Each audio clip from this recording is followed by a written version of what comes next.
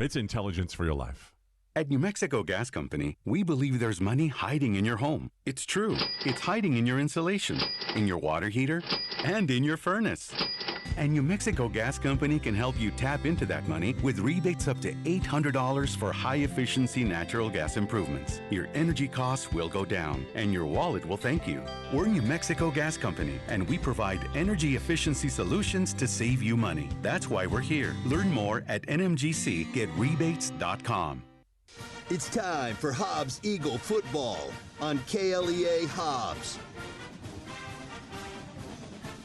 Hobbs football is presented by First American Bank Hobbs, Eastern New Mexico University, Eunice Pump and Supply, NMR Pipeline, MECO Services, Hobbs Express. Eagles football is also brought to you by Lasco Construction, Devon Energy, MECO Companies, Divine Energy Services, Thriftway, and Master Plumbers. Now let's head to the stadium and join Ron Gunter and the voice of the Hobbs Eagles, Ty Friend.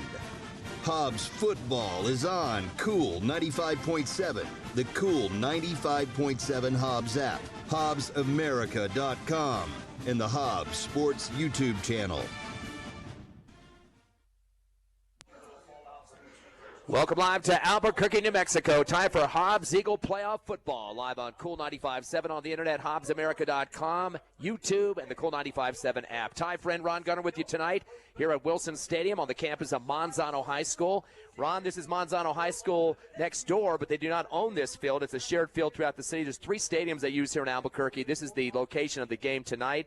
Hobbs Eagles in town to take on Eldorado. Unfortunately, both teams have a Eagles mascot, but the Golden Eagles for Eldorado, and of course the Black and Gold Eagles for the Hobbs squad. Exactly. So yeah, we can either go with Hobbs and Eldorado, we can go with the Eagles versus the Golden Eagles. But either way, the fun thing is this: the Eagles are going to win tonight. We know that for certain. We just want to make sure it's not the Golden Eagles, and that would be. Of course, the next game would be La Cueva. That's going to be a tough one. Of course, we'll talk about that later on. Yeah, La Cueva, the number 1 seed. They have a bye this week. Top 4 teams in the 6A advance to the quarterfinal round. They will host games next week. So the team that wins this one, either Eldorado going to be staying at home, or Hobbs is going to come back up on a road trip up here to La Cueva, playing at one of the stadiums here in Albuquerque. We'll talk about that here in just a minute. Although last week, big game for the Eagles as they knock off Carlsbad, a game that was kind of questionable there with 50 seconds left in the second quarter. We had the Lightning start to hit down. The Eagles were actually trailing at that point, but hold on for the victory over Carlsbad, 28-19 to punch their ticket. The question was if Hobbs would have lost that game, whether they would have made the playoffs. I thought they probably would, maybe at a 12-11 seed. Winning that game, though, definitely cemented their opportunities to be one of the top seeds in the state, although they are the number 9 team, which means they had to travel tonight to play here in Albuquerque. And it seemed like Mother Nature was destined to try to slow down the momentum that Hobbs had just had a moment ago with that touchdown. They kicked it off. And Carlsbad had it deep in their own territory. We're going to try to see if maybe we can get one more opportunity to score. And then, of course, we already had been seeing the Lightning. We weren't quite sure if it was Lightning or not. It turned out to be Lightning. And before we knew it, we ended up not going into halftime, but going into a weather delay that, of course, lasted about 2 hours. And, of course, Carlsbad, after a timeout late in that second quarter, about 50-some seconds remaining, lined up on the field. Hobbs was not out on the field. They weren't on the sidelines. And we look up, and there they are leaving the stadium. Right. Carlsbad's getting ready to run a play after the timeout. Gene Strickland, our superintendent, stepped out there and said, hey, we're not playing this game right now. We need to have a discussion about the Lightning we've been seeing. And, of course, they use an app on a cell phone to make that decision of when they're going to stop the game for the delay. Usually it's been about 5-10 miles of where that the Lightning strikes. So that's a 30-minute delay when that happens. Yeah. The question was going to be whether we go ahead and quickly play the 50 seconds or do we go to halftime and then come back after we get done with all these delays. But a lot of discussion, debate about that. But I don't know why there wasn't communication to both teams before we exit the field unless Hobbs just said, hey, we already see the Lightning. We're not going to play regardless of what you try to make us do right now. That's what happened. In fact, it was you're right about the fact that they used the app. And Strickland said, look, we don't need to see the app to be able to tell there's lightning in the area. You can see it right there, and you can see it all around, too. It wasn't even one of those situations like it happened on Tatum where it was one and done, but this was happening all around us. It was getting closer, and as we were moving along with it, actually it was amazing that it went on as far as it did. It actually helped a little bit Hobbs a little bit because, again, they were able to score that touchdown, but after that, they were trying to stop the defense, but instead, as you said, as we said, lightning was going on. Marion Kennedy, big game for him. 4 rushing touchdowns, 84 yards on the ground. Eagles close to 200 yards rushing at 197. So he definitely lit it up, put a lot of points on the scoreboard for the Eagles' cause in that win.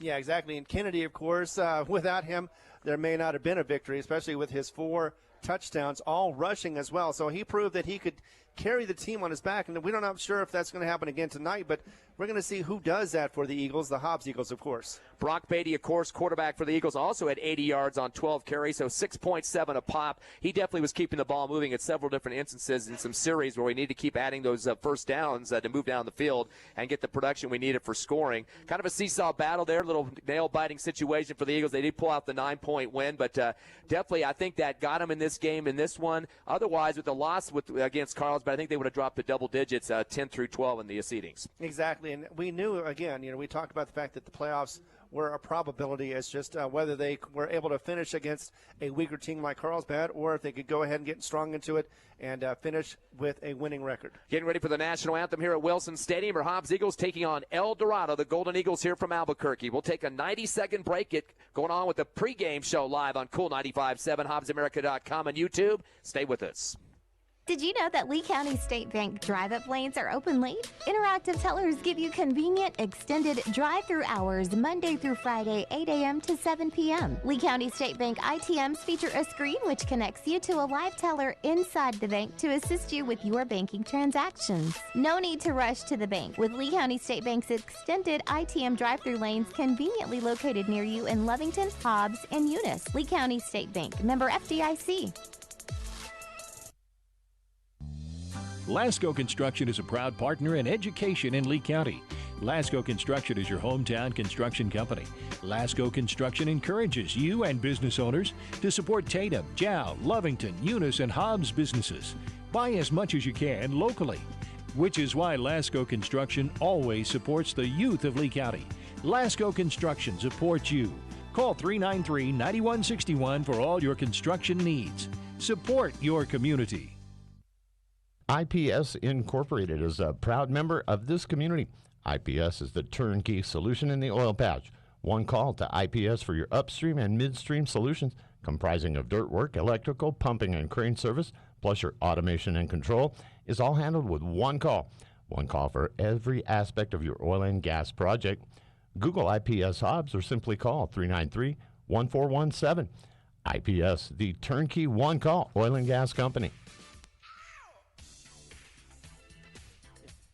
We're back live here at Wilson Stadium. Ty Friend, Ron Gunner with you. Hobbs Eagle playoff football, first round of the 6A playoffs in Albuquerque. Hobbs taking on Eldorado as we're getting ready for this game here in about 6.5 minutes. And Ron, kind of a cold one here in Albuquerque tonight. It absolutely is. And 35 degrees is what it has on the official chart, but unofficially it is down to 31. So definitely with that light breeze and coming from the northeast, north-northeast at about 4 to 7 miles per hour, it could be worse than this. But it is pretty bad so far, as it is chilly and a little wet, too. Yeah, of course, we came through Vaughn earlier, some snow on the ground. They got dumped on Tuesday and Wednesday. Had to take a diversion route, bypassing Klein's Corners and Moriarty on the major I-40 interstate there. Lots of snow in the zone, and finally got here on time to Wilson Stadium. But like you said, very cold game. Hobbs not used to that down in the southeast, so they're going to have to dress warmly for this one. Guaranteed Coach Stevens has got them ready. I'd say about 100 fans there for Hobbs in the stands, and a lot of people were in their cars from both teams waiting for this game to start. Heaters were going, and they were trying to keep warm before this one starts. Exactly. You just do anything you can to stay warm. Of course, they're probably bundled up as best as they can as well. You got your earmuffs on. You got everything, gloves. So you definitely want to make sure you don't get any problems with the cold. And, again, though, the wind not a factor as well. But at 32 degrees, it is definitely going to be freezing out there. Ron, I think one of the big key matchups that we've seen this season with these two squads, their common opponent, was that Oregon Mountain game. And it's kind of a big difference between the two teams, Hobbs and Eldorado, playing that squad. To start off the season, Oregon Mountain had a tight game with this Eldorado squad. Eldorado won that game 21-12. That was the start of the season. But towards the end of the season for the Hobbs Eagles, of course, a 56-6 victory. So big difference there between 21-12, which is a 9-point game for Eldorado, and the Hobbs Eagles winning by 50 points in a Mercy 6-0 win. Exactly. We also talked about the fact that they were barely able to beat Santa Fe, and that was after a couple of games near the end of September. And that game went 22-16, so that kind of gives you a little bit of a showing on how Eldorado played, at least during the season. But again, all these numbers we can talk about. We can say that, Eldorado did this much and Hobbs did a whole lot better offensively and defensively. But until you put it on the field, you never know exactly where it's going to lay and what happens because, the first game for Hobbs didn't really quite work out as well. They tried to fix their problems, and instead it seemed like they got worse.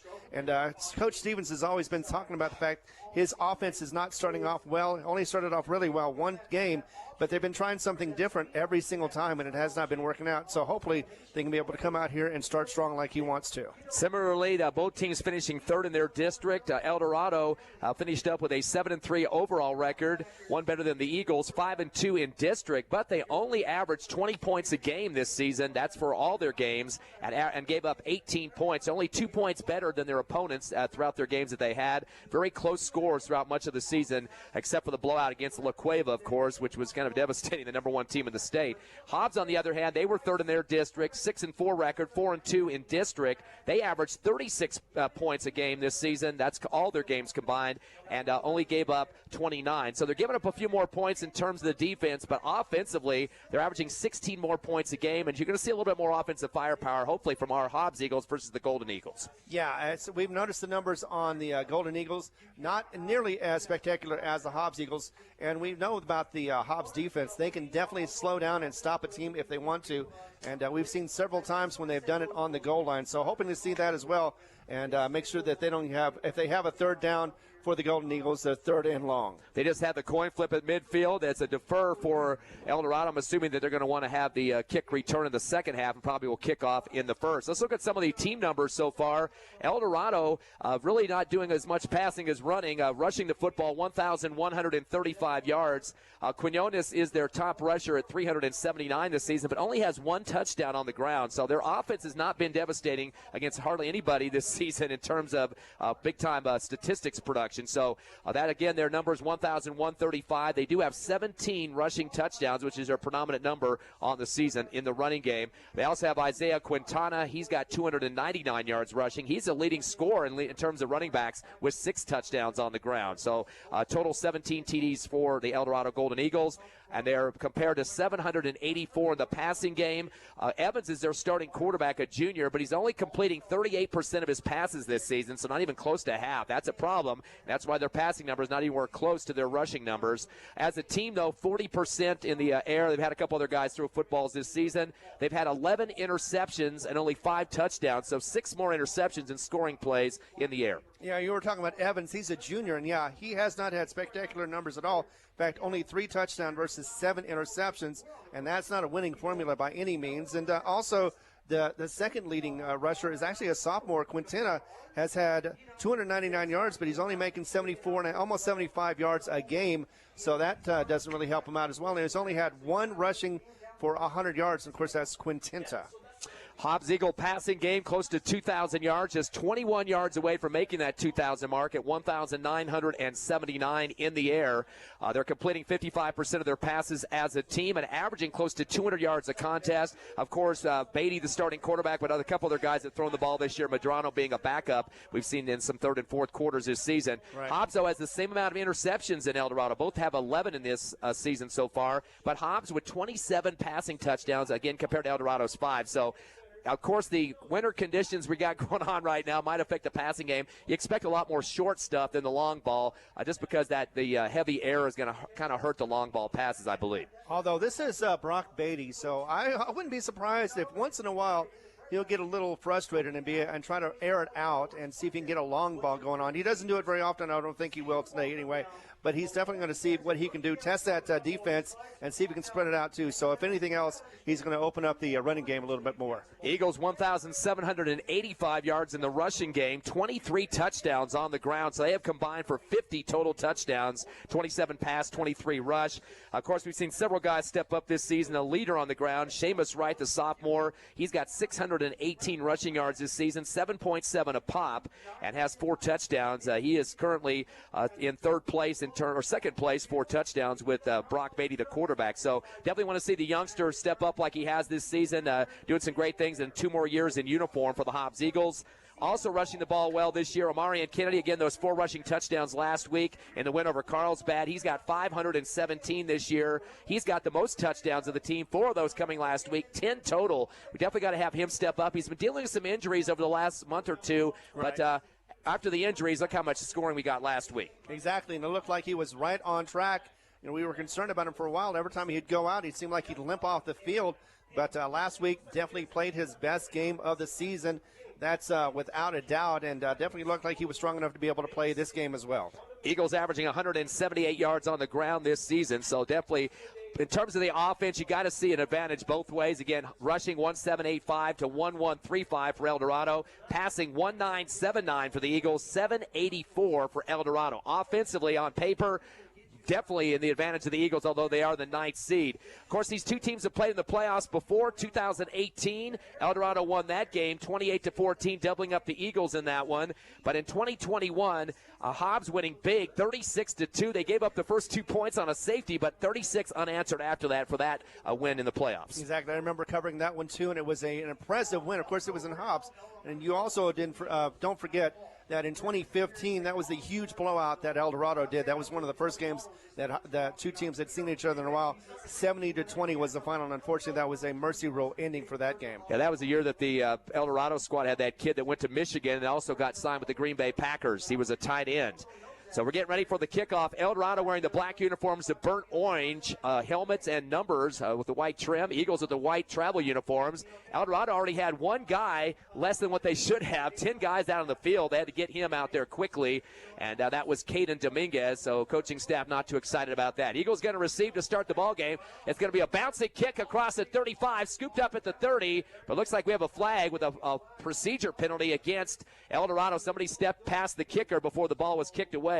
It's already a first penalty of the game. We'll back it up 5 for Eldorado. Exactly, and that's good for Hobbs. They were trying to do Eldorado was trying to do something different, catch Hobbs off guard, but instead pretty much caught themselves off guard. So a 5-yarder to start this one. Backs up the Golden Eagles. Probably got to stick with the Eldorado name for the rest of this game so we don't confuse anyone out there. You're listening live to Cool 95.7 on the radio, on the app on your cell phone, HobbsAmerica.com, and YouTube on the internet. NMAA rules, we cannot bring video production here tonight, unfortunately. That's not a good situation, but we've tried to fight that battle before. Here comes the kick again. This one a high one, end over end, bounces at the 16, gets bobbled around for a second, picked up by the Eagles up the middle to the 20, and dropped to the left hash at the 25-yard line. As return man for the Eagles on that one was Austin Chavarria. So Eagles have somewhat decent field position on this first possession of the ball game.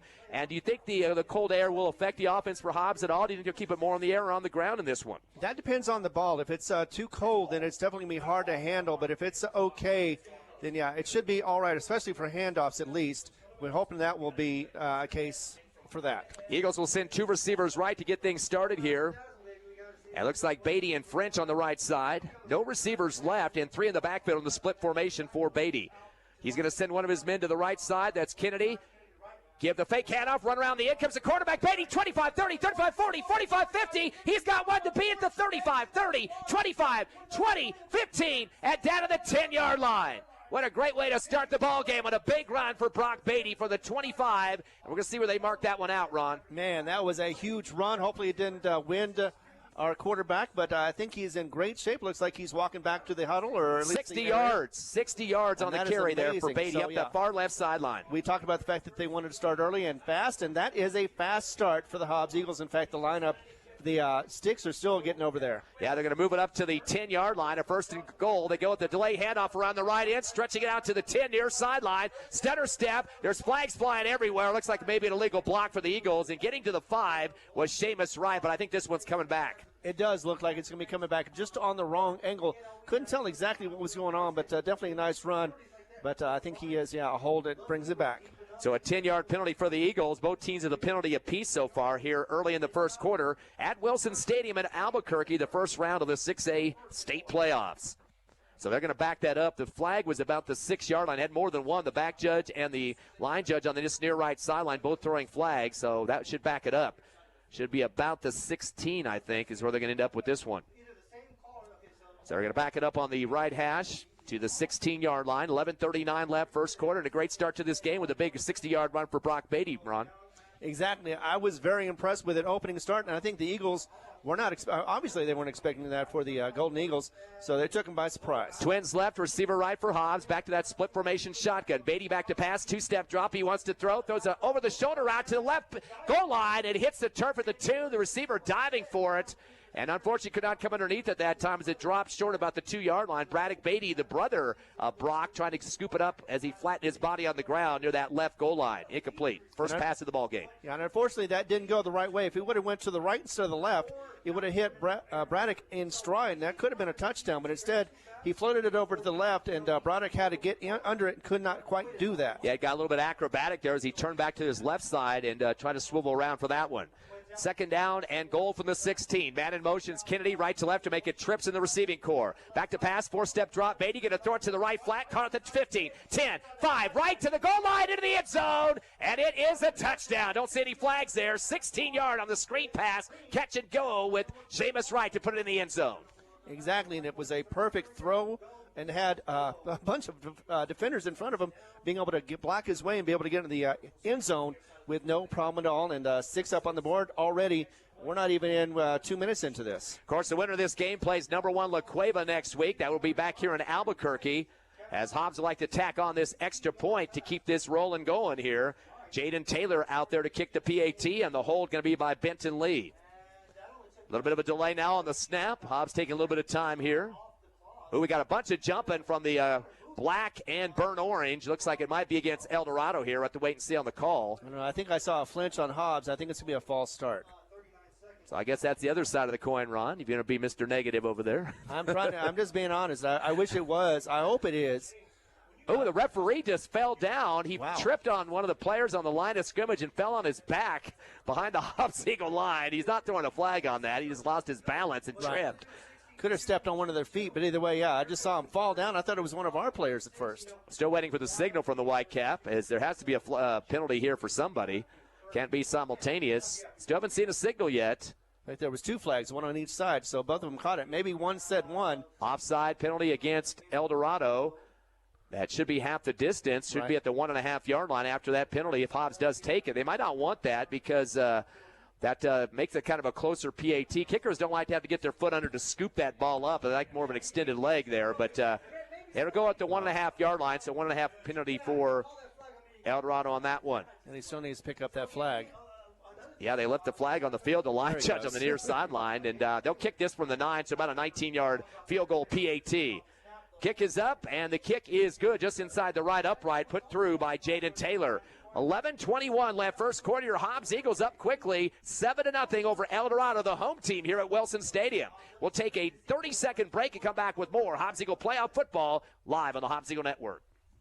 As Lee County's largest independent insurance agency, Lavelle Insurance works with a large number of insurance companies. They'll do your comparison shopping for you, guaranteeing you the very best price on the very best coverage for life, health, auto, retirement planning, commercial or personal insurance. Lavelle Insurance offers innovative solutions to protect your assets, goals, and future plans.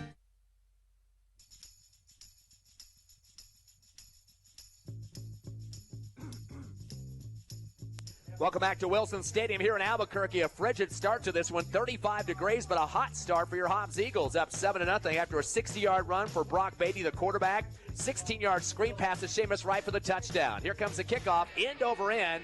It'll drop at the 25, picked up by Eldorado. Fake the starburst, and the return man gets to the 24. Tried to shimmy at the last second, not going much further than that.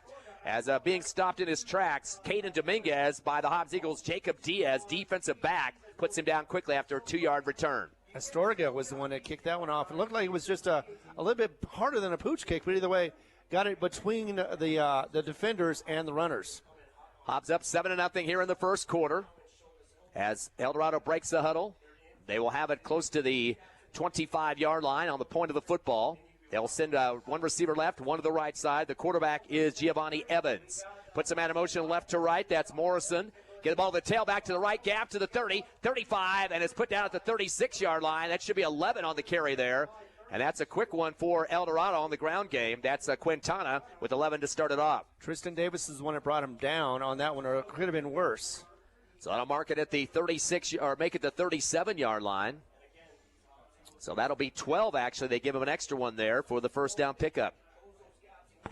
Mark it at the 37. Eldorado quickly breaks the huddle, sends a receiver left and right. Offset eye with the two backs on the right shoulder of the quarterback.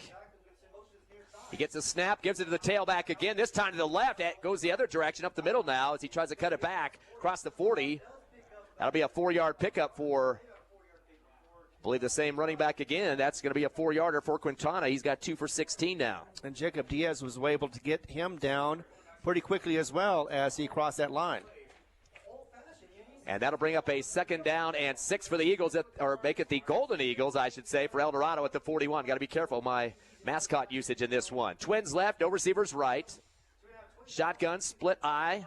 Give to the tail, back to the right. There he goes again. Quintana dragging a man with him, close to the first down marker. Needed 6. I think he might have got just barely 6 on that one. And that should move the chains one more time, or maybe down by a knee. We'll have to wait and see on that one. And Bieza was in on that tackle as well. They might go to the chains, and they're calling an official timeout, which usually means chain work here. Yeah. Nope, they're giving it to him. 6-yard pickup. Quintana, 3 carries now for 22 yards. It looked a lot better when the end of the run happened, but again, I guess his knee went down. 1st and 10 now from the 47-yard line. Still in Eldorado's side of the field. 9:55 left first quarter. Eagles up 7-0. Twins left, no receivers right. Shotgun. The handoff again to the tailback, angling left out the middle with the back pedal to the 45 of the Eagles, and gets another 9. So the running game going to go for Eldorado. We knew that in the pregame show, talking how much big difference there was between the run and the pass this season, as the team only converted on 40% of their passes. So the run game looks like that's going to be their bread and butter in this one. And this time, 3 Eagles took him down: Orzeo, Diaz, and, of course, Tristan Davis. So 4 carries now for 33 yards for Quintana. That's 3 first downs based on his running so far. Actually, no, they give him 9 on that one. 2nd and short. I guess they moved it back a little bit. Give it back, heading right to off the handoff up the right hash, and that will be enough for the first down. Quintana going to pick up 3 and move the chains for the Golden Eagles. So right now they're playing a little loose. They're trying to get tight on the defense, but so far the run game has been officially, accomplishing the goal that they had, of course, move the ball forward. Of course, Quintana was only the 2nd leading rusher on this team. Came into the game at 299. Quinones was the leader at 379, so they're kind of moving their playbook around just a bit. I don't even see Quinones in the backfield in terms of getting carries so far. Has not had one yet. 1st and 10 from the 41-yard line. We got a right defensive player jumping off, but I guess they didn't get across the threshold there on the line of scrimmage for the penalty. Shotgun, give to the tailback, up the gut. Putting his head down is Quintana and meets a wall. Hobbs Eagles have a bunch of guys through there to put a helmet low, and the first guy to make helmet contact, Jacob Diaz, coming through that backfield. And there's going to be a hurt Quintana near the line of scrimmage, and he is going to be hunched over. Teammates trying to yell to the coaching staff to get some help, as he is still holding his helmet and hunched over on his knees right now. He got hit pretty hard by a couple of guys with the Hobbs Eagles. Yeah, in fact, he's going to go down on a knee. In fact, he's going to crumple down. It looked like it was a shoulder possibly, but either way, he was going to try to walk it off, but instead looks like he's just in big pain, and we're going to have a timeout, official timeout for this injury. Quintana with 34 yards on the ground and 6 carries. He's been the go-to guy. We'll take a 30-second break. Your Eagles up 7-0 here in the first quarter. Come back with us here on Cool 95.7 and HobbsAmerica.com. For all your grocery specials, shop Thriftway and La Tienda in Hobbs. The best deals in fresh produce, fresh meat, and vegetables, frozen and dairy, health and beauty, and so much more. With the friendliest and most knowledgeable staff, Thriftway and La Tienda. For all your grocery specials, come on down to La Tienda, 400 East Marland, and Thriftway, 1317 North Turner in Hobbs. Best of luck, Eagles, from all of your friends at Thriftway and La Tienda grocery stores. Starting running back for Eldorado leaves the field after an injury timeout. Isaiah Quintana, dominant ball carrier so far in this one with 34 yards. And And we'll see who replaces him in just a second. Twins left, receiver right for Eldorado at the Eagle 41 on a 2nd down and 10.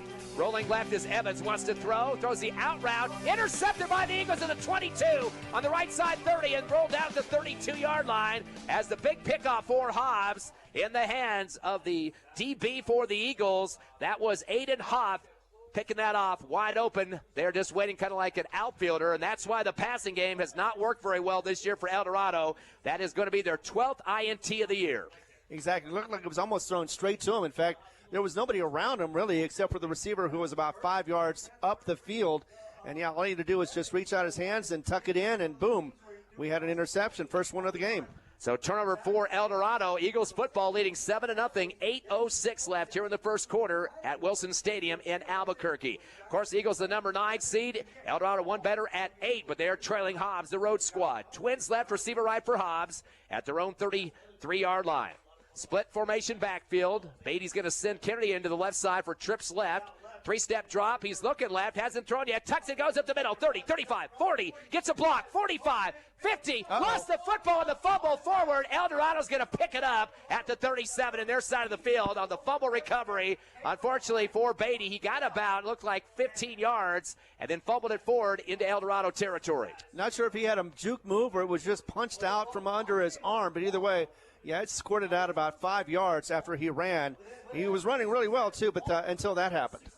So 18-yard pickup for Beatty, second carry for 78 yards total.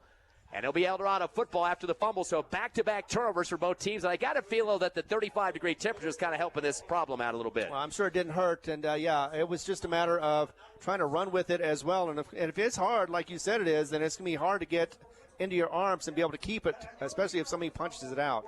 Ball be at the Eldorado 38-yard line. They trail Hobbs 7-0. Twins right, no receivers left. As Giovanni Evans gets the shotgun. Hands the ball around the right end. The man, Daniel Quinones, heads straight out to the far right sideline, the Hobbs-Eagles side, trying to push it forward and gets about 8. He is the backup. He's usually the starter and also leads the team in rushing at 379, but he was kind of in the back seat of Quintana, who went down hurt and left the ball game. And we're going to see how many yards they're going to give him on this one. It looks like 8, as we mentioned, for Quinones. Yeah, and that was brought down almost as quickly for Hobbs. That was Jacob Diaz, the senior. He got his second tackle. 2nd down and 2 for Eldorado at their own 46 on the right hash. Twins left, receiver right. 2 in the backfield, the quarterback, Evans, and his tailback behind, who goes in motion to the left side. They screen it to the right on the pass, caught at the 45, and brought across for the first down pickup and more. That's going to be about 9, maybe 10, depending on where the knee went down. Make it 8 instead on that far right sideline in front of the Hobbs Eagle bench. And thankfully, Tristan Davis was in the area. Once you know he's there, you know he's going to be part of the play, and he definitely brought him down, but not before the first down was taken. That will move the chains, as the man that made the catch on that far right sideline was Emiliano Morrison, getting his first catch. 8 yards for Morrison. First completion of the ball game. They're 1 for 1 in the passing department. The 4th first down for Eldorado. They have it at the Eagle 48. Twins left. Now a slot left. Shotgun. Evans got a delay handoff around the left end. Heading to the left sideline to the 45, 40, and the 35 on the back pedal. That'll be a first down pickup. 13 yards thanks to the extra 3 by Quinones. They'll move the chains again for Eldorado. And Tristan Davis once again had to come from behind. Ran him down and drug him down as well. Had a couple of Eagles to help him out, but it was pretty much Tristan Davis who got that one to stop. Quinones now with 2 carries for 21 yards. 5 first downs for Eldorado. Now at the Eagle 33, and getting some consistent plays now on the offense after a turnover for each team. INT for Eldorado and a fumble for the Eagles. 1st and 10 from the 33 of the Hobbs squad. Shotgun high, Evans. Ball gets handed and dropped to the backfield. Tried to shove it in the chest of the running back coming from the right. Actually, it was receiver reverse that time, right to left in the backfield. The ball got shoved into the chest of that receiver, and the ball got coughed out. He recovered it up in the backfield. That was a Taro Anyabi. But that's going to be a loss. Looks like a 4 yards. And Anyabi is a sophomore, so definitely did not handle that right. Not sure if it was the quarterback or the receiver, but either way, yeah, it was a bad handoff. But luckily for the Golden Eagles, they were able to maintain it. Actually, the quarterback does get the problem with that one. Shoved it right in his chest pad that time. 2nd down and 14 from the Eagle 36. High snap to Evans on the shotgun. Handoff around the left end, and Quinones going to go down quickly. Pulled down by the helmet, it looked like, for the Hobbs Eagles off the line, and he's lucky to get 1 yard on that one. Exactly, and once again, we've seen this before where the defense of Hobbs does get stiffer and stiffer and harder to run against as the game goes on. Thanks to Jeremiah Mackey, big 5'11", 245 defensive lineman, just took him by the pads, part of the helmet, and shoved him right to the turf. Only a 1-yard pickup, Quinones. He was already in the backfield, and luckily for Hobbs, didn't get much more than that. 3 carries for 22 yards now for Quinones. 3rd down and a long 12 from the Eagle 35-yard line. Offset eye on the right side of the quarterback. Evans going to throw the short slant, make that the screen to the left side, spun around and brought across the 35 down to the 32. About a 4-yard pickup possibly there, depending on where he went down at, but not much more than that. That's going to bring up a 4th down situation after that screen pass was complete to Jahari Moorhead. Jacob Diaz was the one that was able to spin him down and take him down as well. And, very limited on the run. In fact, you're right. It's going to be 4th and long. 2 for 2 in the passing game for Eldorado. Actually, 2 for 3 after that interception. They have 12 yards in reception so far. 4th down and 6. Make it 7 for Eldorado at the Eagle 30-yard line. Shotgun by himself in the backfield is Evans. Steps up pocket, tucks. He's getting met from behind and dropped to the turf at the 31. He's going to lose 1 yard as the wrap-up coming quickly for Hobbs. No chance to get away from the Hobbs Eagle defense on that one, -1. Yeah, and that was Hector Mendoza who got that one. The junior was able to wrap up that quarterback and bring him down nicely for a sack. So first sack of the game. So Giovanni Evans goes down for -1, and the turnover on downs for Eldorado. They've had an interception on a series, a turnover on downs, and the Hobbs Eagle football team back out of the field offensively, where they lead 7-0 with 4:47 left here in the first. And this is their 3rd offensive possession. Let's see if they can do better than they did last time with that first run that fumbled. Twins right, no receivers left. The handoff run the left end. Kennedy comes up, cuts it back to the middle of the 40, and gets dropped down right near the X at the 40-yard line. He's going to get about 7 on that one for the Eagles. So Kennedy's first rush of the ball game. Eagles on the ground game so far at 85 yards. 2 carries for Beatty for 78 and 7 for Kennedy on that one. I'll bring up a 2nd down and actually give him 8 on that carry. So his 8 goes to his stats, and a 2nd and 2 now from the 38-yard line. They have trips right, no receivers left, back to pass. Beatty out of the shotgun, throws a little drag route from left to right, back behind the 40-yard line, though. That's where the line of scrimmage was close to, catching it in the backfield. I don't know if he got forward progress or not as Gabriel Henry. No gain on the play for Henry as he came across the left side of the field to the right, kind of drug across near the sideline, waiting for the football, but he was 1 yard behind the line, but did get back for no gain. Yeah, tried to get a maneuver around to get more yardage, but instead went backwards and lost any kind of gain he had. So, yeah, 3rd down. 2 for 3 of the Hobbs Eagles in the passing game for 16 yards. And now a 3rd down and long 2 for Hobbs at their own 34-yard line. Make it the 39. Taking some time now. Twins left and right. Shotgun. Beatty wants the option. Flips it out to the left end. Trying to come around the outside is Amari Kennedy, but gets his knees taken out in the backfield. He's going to go down for a loss of 2 on the play and kind of slapping the football after that. No chance to progress forward on that as those knees got a big wallop from the Eldorado D. And that was Jackson Fisher who did that, the senior, number 10. He's also a wide receiver, so he's out there on both offense and defense. That time around, he was very happy with his play. I think if you're a player, you kind of want to play both ways in this game just to keep warm, Ron. Absolutely. Just get active. Yeah, don't be cold out there. Just turn into a stone like or ice. 4th down and 5 for the Eagles. Looks like they're in a punt situation for the first time in this ball game. They bring a man in motion right to left. Seamus right. Good snap. Beatty will punt from the 25, but there's a penalty marker deep in the backfield. Might have been some motion that they didn't like back there. The ball drops out at the 25 in Eldorado territory. It's a good long punt. We got a legal motion going to go against the Hobbs Eagles. That will be a 5-yarder. Depending if Eldorado wants to take this or not, I think you definitely want to have a repunt there, as starting at the 25 doesn't worth your while on offense. So that will be a 5-yard penalty and a repunt for the Eagles. That's their 2nd penalty for 15 total yards at this point. 2:41 remaining in the first. Hobbs up 7-0 here at Wilson Stadium in Albuquerque over Eldorado. Absolutely it is, and it looks like it is going to be going back. So one more time for the kick. Brock Beatty, though, has been kicking pretty well and being able to get it deep. Hopefully, though, he'll be able to get it on the other side of the field and limit the field for Eldorado. 4th down and 10 as that 5-yard penalty was assessed. They'll be at the 32 now, are the Eagles on their left hash.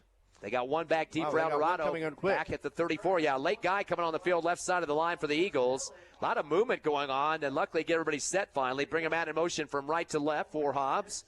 Good snap. Beatty will punt from the 21-yard line.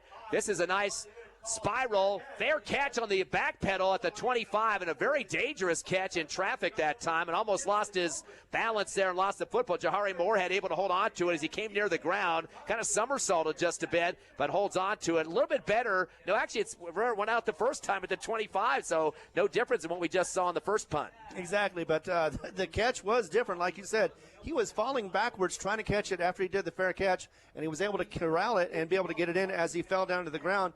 I mean, I don't think it would have mattered either way, but still, it was pretty close to being a possible fumble. Eldorado football at their own 24. They actually backed it up a yard on that play. Nope, now they're going to move it back to the 25s. The umpire kind of changing it up just a bit. Eldorado have receiver left and right. Shotgun for Evans. Gets a good shotgun snap. He's going to fire a fade route to the near left sideline over the shoulder, but it goes right to the Eldorado bench. As coming up the sideline, the receiver, Teddy Hunter, getting some good shoulder-to-shoulder coverage by Merari Orozco. No chance for a catch on that one as it sails high out of bounds on the left side of the field in front of the Eldorado bench. Yeah, thrown to hit Teddy Hunter. It looked like he actually pushed off his defensive player. It could have been a defensive play, but I mean an offensive PI. push. But it wasn't called. But second down. That would have been a loss of down as well. Second down and 10 now from the 25-yard line. Eldorado 2 for 4 for 12 yards in the passing game. They'll send a receiver left, slot left and right. Slot man goes in motion to block on the left side from right to left. They'll do the quick snap, and that is not the same quarterback. And dropped to the backfield, trying to run around the left side was Morrison, and he's met hard by a couple Hobbs Eagle defenders deep in the backfield. Yeah, but the one that got it was Jacob Diaz. We're going to be talking about him a lot, apparently. He has been on defense and on fire, just stopping those runs. And that one was, he got him behind the line of scrimmage. In fact, he dropped him for quite a nice loss. So Morrison had come in and getting the direct snap on that one. So they've got 3 different guys been moving around in that backfield. And that's going to bring up a 3rd down and 16 now for Eldorado. Seemed like they just started their series, now already into their 3rd down. It'll be at the 17, make it the 19-yard line on the left hash. Looks like Evans might be the, nope, is it Morrison or Evans now? Back to, it'll be Evans. Yes, he'll get the shotgun, rolls right, wants to look for a pass, not going to throw yet. Throws the out route, but he hits a Hobbs Eagle on that far right sideline first. It gets knocked out of bounds. That was Jacob Diaz, the guy we keep repeating over and over again. But that ball was thrown right at him. Could have been pick 6 going the other way. That would have been a 22-yard return for a TD. So that time Evans dodging a bullet on that kind of limp throw to the far right sideline. Exactly. It wasn't quite sure. I couldn't see his receiver, but I did see the fact that you said that Diaz was in the area and had a chance to get in that, just couldn't quite get his hands on it. Morrison will be the man to punt unless he wants to try to fake it. I doubt he's going to do that with the 4th and 16 at their own 19-yard line. 1:39 left first quarter. Eagles holding on to a 7-0 lead after a 16-yard screen pass as that one was complete for a touchdown. And now we have something going on here. Looks like a timeout. I'm not sure what they're calling a timeout about because you're going to have to punt the football. We'll take a break as well. 1:39 left first quarter. It's Hobbs 7, Eldorado nothing. Back in half a minute live on the Hobbs Eagle Network. Eunice Pump and Supply has been around for over 30 years and is excited to continue their services to the community. They take pride in their employees and their hard work and dedication, and most importantly, take pride in the youth of Lee County. Eunice Pump and Supply is a proud supporter of all Lee County athletics and academics. Eunice Pump and Supply, 1310 Avenue O in Eunice, another proud supporter of Lee County athletics. Your Hobbs Eagles lead 7-0 on the road tonight in Albuquerque. First round of the 6A playoffs. Ty friend Ron Gunner with you. E.B. Stuber back at the station. And another punt situation for Eldorado on a 4th and 16 from their own 19-yard line. HL Eagles 7-0 here at Wilson Stadium in Albuquerque. And to get back on the timeout, the Eagles have scored 1 TD off a 16-yard screen pass to right. 60-yard run as well for Brock Beatty to get that drive going as well. Here comes the shot snap deep for the punt. Going to be kicked from the 10-yard line. Morrison will get that one kind of high and caught at the 50-yard line, heading left and to the 48, diving forward to the 46. Nice dive there for the last couple yards there for the return man, Adrian Mora, as he gets into Eldorado territory after covering at the 50-yard line. So he was in a good position to try to tack on to a 7-point lead, Ron. Exactly, and that was Adrian Asti that got that stop for the Golden Eagles. But, yeah, it was a nice punt and definitely a nice catch from Mora. So another good possession for the Hobbs Eagles. Ron, last 3 possessions for Eldorado, interception, turnover on downs, and punt. That's the kind of defense you want to see from the Hobbs Eagles. Exactly, and so far so good, but it's still very early in this game. 1st and 10 for the Eagles at the 46 of Eldorado on the left hash. Twins right, receiver left for Hobbs. Stagger eye formation backfield, shotgun Beatty. Delay handoff to the tailback. Try to cut up the middle, then cut right is right across the 45 and hit the ground. He thought he was still balanced, but the refs call it dead. About looks like a 2-yard pickup for Seamus Wright, the sophomore. Yeah, I was looking up and I noticed that, he was still running, but that was after the play was over with. Thought he had maintained that possession, but no, unfortunately for him, better or worse, it was called. About 4 yards they give him on that one. So 2nd down and 6 now for the Eagles. So Wright with his first carry of the ball game at the 42. Shotgun again for Beatty. Gives it back to Wright to the left side, 40, 35, gets a first down and goes down on the knee about 2 yards past that. As he needed to get 6, and it looks like he gets 8 instead to move the chains for the Eagles. So Wright 2 carries for 12 yards, 2nd first down for Hobbs as they move it to the 20, make it the 34 of Eldorado. Yeah, looking for Laundry, no Laundry there, so good play for Hobbs. Twins right receiver left, back to Beatty to go with the shotgun snap. Has 2 men back with him. He's going to throw the screen, come back, Robin throws it to the turf behind the line of scrimmage. Luckily it was a forward pass, but it hits on the ground that time. Is no chance for Justice French to come up with that catch. He just let it hit the ground. If that would have been backwards, Ron, that would have been a backward pass, which would have been a fumble call there. True, but instead it was a lower pass than I think it was expected to be. And French just standing there, he just turned and saw that pass as it hit, almost looked like it hit his knees and then fell to the ground immediately. Kind of a cold throw there from Braddock Beatty. Hobbs 2 for 4 in the passing game for just 16 yards. The completion for a touchdown to Wright earlier. 2nd down and 10 now from the 34 on the left hash.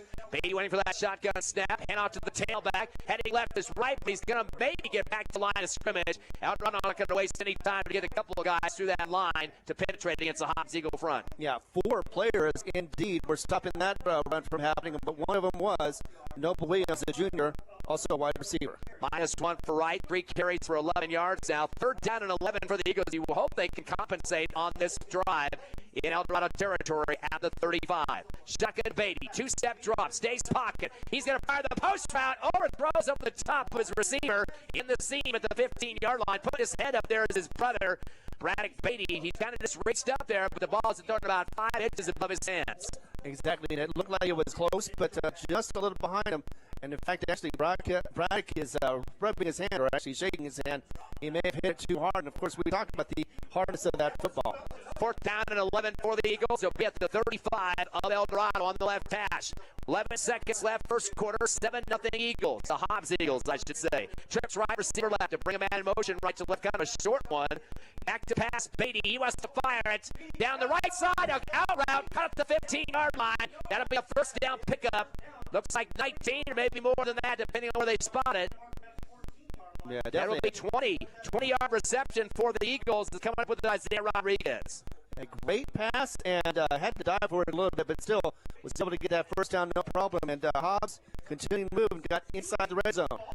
3 for 6 in the passing game for 36 yards for the Eagles. Rodriguez his first catch of 20, and that will end the first quarter of action. Hobbs with 4 first downs. At the end of 1, your Eagles 7. The Golden Eagles nothing from Eldorado. We'll be back in 60 seconds on the Hobbs Deal Network here in Albuquerque. First American Bank believes success comes from building personal, long-lasting relationships that are built on mutual trust. We take a consultative-driven approach to get to know you and your business. We offer a wide array of banking and digital solutions, plus more than a century of local experience. So, with First American Bank as your trusted partner, when you succeed, we do too. Find out how we can get it done for you. First American Bank, local first since 1903. Member FDIC. High school sports build character and responsibility. That's why Albertsons Market congratulates and encourages the area high school teams in their quest for a state championship, saying we're behind you all the way. You too can show your support for the Hobbs Eagles with Hobbs Eagles black and gold apparel. There's a large selection of Eagles shirts and caps to choose from at your Hobbs Albertsons Market. You're in for something fresh at Albertsons Market, corner of North Rhymes and Venter and Hobbs. We're back live here in Albuquerque. First round of the 6A playoffs. Hobbs Eagles lead 7-0 starting the second quarter. Hobbs is getting a first down. 1st and 10 at the 14 of the Eldorado Eagles on the right hash. Twins left receiver right, shotgun Beatty. Delay, hand on the right side to right. He gets met in the backfield, tries to get back to the line of scrimmage. He's going to go down short, not a shimmy, but he had 3 black and burnt orange jerseys coming after him that time. I don't think he got back to the line of scrimmage on the right side. He did not. He was very upset with himself about being tackled in the backfield. He was trying to get, of course, positive yardage, but instead lost about 1. Yeah, almost 2 yards on the play. We'll give him 1. He does have 4 carries for 10 yards now. The Eagles had 95 through 1 quarter of action on the ground, and now it's going to be second down at about long 11. That'll be back at the 16 of Eldorado on the right hash. They all look to the sideline for a change-up on the play call. Beatty's going to move Seamus right behind him now. A little bit staggered off to the right shoulder. And Twins right and left. Going to get the play, hand out right up the middle to the 15, 10, and it's dropped down to the 9-yard line for a first down pickup. No, he's going to be short a few yards, and he went down as he kind of sailed forward. So that's going to be, looks like, about 8 yards for him on that one.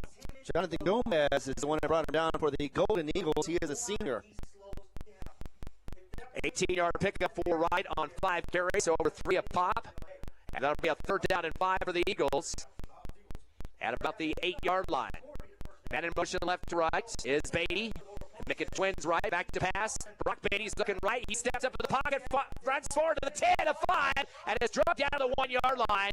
And that'll be a first down pickup for him, as he's going to get 9 yards to move the chains for the Eagles. Beatty near that goal line. It took 3 defenders to bring him down. One was Dominguez, a senior for the Eldorado Golden Eagles. 3 carries for 87 yards for the quarterback, and just shy of that goal line at the 1. That'll be another first down for Hobbs. They've got 5. The Eagles going to take a look to the sideline to see what the play call is from Coach Stevens. 10:30 left first quarter, or make it the second quarter. Eagles trying to tack on from a 7-0 lead at this point. 4 in the backfield. Beatty going to head around the right into right. He's going to stretch it out. Hits hard to the goal line. It scores on the 1-yard touchdown run. Banged into 3 defenders at the goal line and crashed through for the touchdown. Yeah, and so far, Wright has gotten both of the touchdowns for the Hobbs Eagles. That one was a meager 1 yard, as you said, and a nice one for the Hobbs Eagles. Of course, last week, Omarion Kennedy with the 4 rushing touchdowns. The Eagles going to kind of juggle it up a little bit. Different guys scoring so far as they lead now 13-0 with 10:18 remaining. Pinning the PAT for the Eagles as Jaden Taylor gets ready to set up here. A little bit of delay on that snap. A good high snap, but it's brought down. The kick is up, and the kick is up through the middle of the uprights. Counted for the point. 10:18 left here in the second. Your Hobbs Eagles extend their lead, 14-0. The Hobbs Eagles leading the Golden Eagles of Eldorado live in the first round of the 6-day playoffs. We're back in 60 on the Hobbs Eagle Network. Forest Tire is celebrating 80 years in business. There's always another task to tackle, but making your to-do list disappear generates a ton of wear and tear on your tires. Do more for more miles with the Michelin Defender LTX MS tire. Whether it's hauling your boat up to the lake or driving through the job site, Michelin designed a tire that's tough enough for anything. Stop in today for the Michelin Defender LTX MS tire and get back to task mastering. Forest Tire, keeping you rolling since 1944. NMAA Pipeline is a highly qualified, dedicated company, leading in performance with management and employees who've provided over 45 years of service in pipeline maintenance and construction within the oil and gas industry. NMAA Pipeline, 300 South Main in Eunice, or call 394-0144 for more information. Again, 394-0144. NMAA Pipeline is proud to be a supporter of all Lee County athletics and academics. Back live here at Wilson Stadium, Jackson Fisher, the Eldorado return man, got from the 30 all the way to the Hobbs Eagle 44. He had 1 to beat, but finally brought down by the Eagles. So good field position for the Eldorado Golden Eagles, who trail 14-0 to the visiting Hobbs Eagles. Yeah, that was a nice return for Fisher. Was able to get up the middle.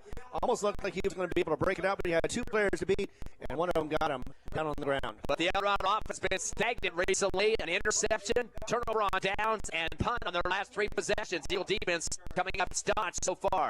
Receivers left and right. Dagger knife formation, the left shoulder of Evans, the quarterback.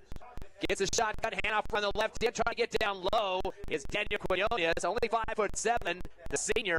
It would fall forward for 2 yards. And remember, Quintana, their guy was rushing for 34 early. He came out with an injury and hasn't been back since, Ron. Exactly, and that was Mike Murdoch who was able to bring him down after just a gain of 1 yard for the Hobbs, for Golden Eagles. Quinones now with 4 carries for 23 yards. Second down and 9 now at the 40 of the Eagles. Near the left hash, ready for shotgun is Evans. And 2 on the staggered eye. The head up on the left end and trying to get himself up the left hash. Just kind of chugging forward was Rodriguez. As Rodriguez will extend a couple, 3 more yards for Eldorado. So New guy getting the chance to run the football a little bit in the absence of Quintana. That'll bring up a 3rd down and 6 for Eldorado at the Hobbs Eagle 37-yard line. You got to think Eldorado wants to take advantage of this series because they're already trailing 14-0 on their home field here in Albuquerque. And they've got good field position right now. It was Diaz Castro that was the one that brought him down along with another set of Eagles. It looks like we got another timeout as well. We'll take one as well. 9:08 left here in the second. Actually, we'll keep it here, Ron. Let's go through some of our sponsors for Hobbs Eagle playoff football tonight. Absolutely. Without them, we lost. It's Lee County State Bank, Lasco Construction, IPS, LECO, Lavelle Insurance, Thriftway, First American Bank of Hobbs, Eunice Pump and Supply, Albertsons Market, Forest Tire, TDS, NMAA Pipeline, XL Energy, and NMJC.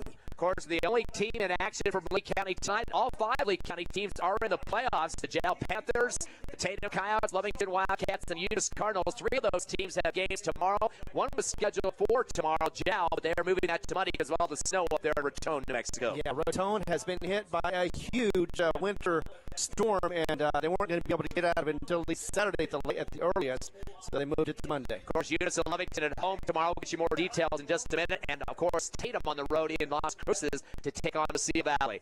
After the timeout, a 3rd and 6 for Eldorado at the Eagle 37 left hash. Hobbs up 14-0. But who trips right after a motion, 1 receiver left. Shotgun Evans. He's going to roll right on the shotgun. He's going to jump into the left flat, and it's knocked into the hands and holding onto it barely for the original sticks, and going towards the sideline is Quinones. But there is a marker in the backfield. Could be some type of hold, and yes, we do got a roughing the passer against the Hobbs Eagles. So that's going to be a 15-yard automatic first down on top of that for Eldorado. And I know that Sammy Bieza was over there trying to rush that quarterback. May have been him, may have been somebody else, but either way, after the throw was taken, wait a second, by a little bit.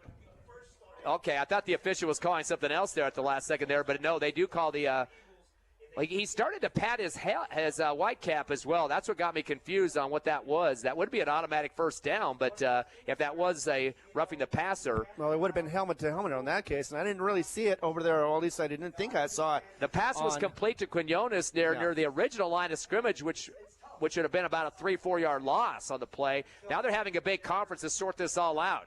They showed the roughing the passer penalty. If they mark 15, we know that's exactly what the call is going to be here. Exactly, and here comes the call from the White Hat. But why are they marking it from the 41-yard line? Yep, So it is roughing the passer. But I'm not sure why they're marking this from the 39-yard line, because that should be from the line of scrimmage, and they have it at the 37. So 15-yard penalty regardless. We got that part right. So that will move the chains. Automatic first down, 6 in the game for Eldorado. That will mark it at the 24-yard line in the left hash as Eldorado starting to knock on the door of the Hobbs Eagles, Ron.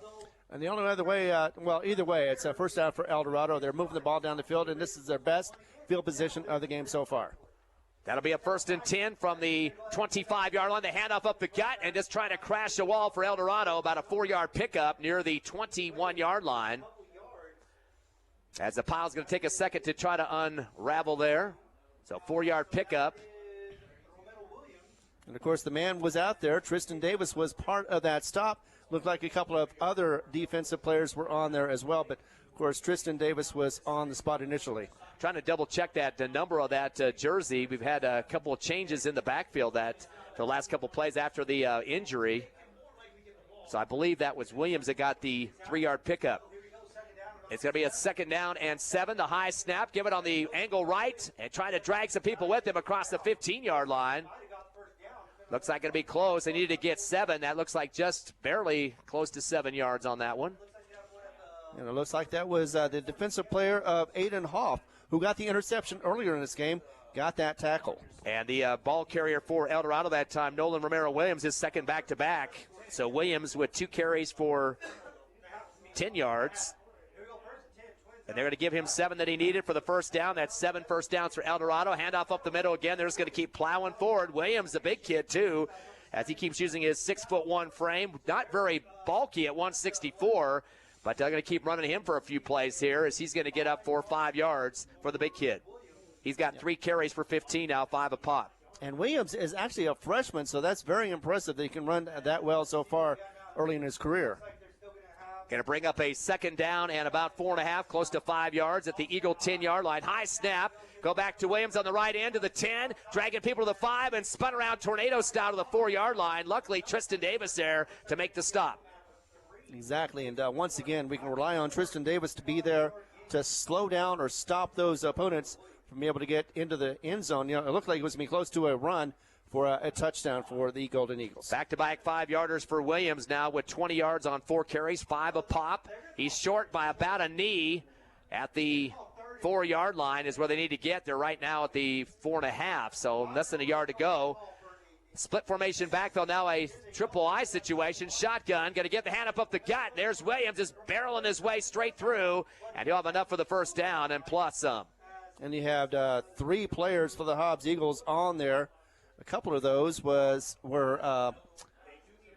Jayan Meredith and looks like Ivan Vargas. 8 first downs for Eldorado, knocking to the door at the 2.5-yard line of the Eagles. Nearer to the right hash. 6:36 remaining in the second. Hobbs up 14-0 over Eldorado, but they're trying to score here. They got 4 in the backfield, including the quarterback. High snap. Hand the ball to the right angle, and going across the goal line looks like a touchdown. Yes, it is. 2-yard pickup and the score for Eldorado to get on the scoreboard here in Albuquerque. And, yeah, they needed that answer, and Eldorado definitely got the right personnel to get it across the goal line. So waiting to see after the pileup who the man was that brought it across the goal line that time. And, again, they had about 4 guys in the backfield. So score regardless. We'll check that out and see who the touchdown was converted by, but that will make it 14-6 here at Wilson Stadium. Waiting for the PAT, first attempt tonight for Emiliano Morrison, who has been filling in a quarterback the last couple of plays. Mostly rushing downs, though. Good snap, the kick is up, and the kick is a sidewinder and barely gets inside the right upright. Good. So now 14-7 your score. Hobbs up by 7. 6:26 left, second quarter. Back with more Hobbs Eagle playoff action in 60 seconds. Nothing beats the feeling of fast internet. When the videos load instantly, the learning never lags, and you stay reliably connected to the people you care about. At TDS, we're dedicated to delivering blazing fast speeds up to 1 gig that go beyond your wildest expectations. Say hello to high-speed happiness. Say hello to TDS. Visit hellotds.com. Internet speeds are up to and not guaranteed. Subject to availability. Terms and conditions apply. See website for details. And Quinones, the man to score for Eldorado, their first touchdown of the ball game here on their Wilson Stadium turf in Albuquerque. So Hobbs up 14-7 now. 6:26 left, second quarter. As Eldorado getting ready to kick off. Morrison, who's played quarterback the last couple of plays on the drive for scores, as he will be the kickoff man from the 40. Eagles will have 2-3 back deep near the 5-yard line. Sails back to the 4 and caught by the Eagles in stride. The starburst going to be handed off around the right end to Seamus Wright to the 15, far right sideline 20. Shimmy and shakes, cuts to the far side to the 25 and run out of bounds at the 27-yard line. So Eagles running that little trickery there in the starburst as they will have another series now up 14-7. So far, some good production on the ground for Seamus Wright. Has 19 yards on 6 carries with a touchdown for a yard. Beatty with 3 carries for 87 yards. Kennedy's run for 6 yards total. Those are the 3 that have rushed the football so far in the first half. Wright has caught a touchdown for 16. Rodriguez a snag for 20 in the passing game. Those are the 2 with positive catches for the Hobbs Eagles. Hobbs 3 of 6 in the passing department and 5 first downs overall. And they'll have the ball now at their own 26-yard line, leading 14-7. Twins left, 1 receiver right.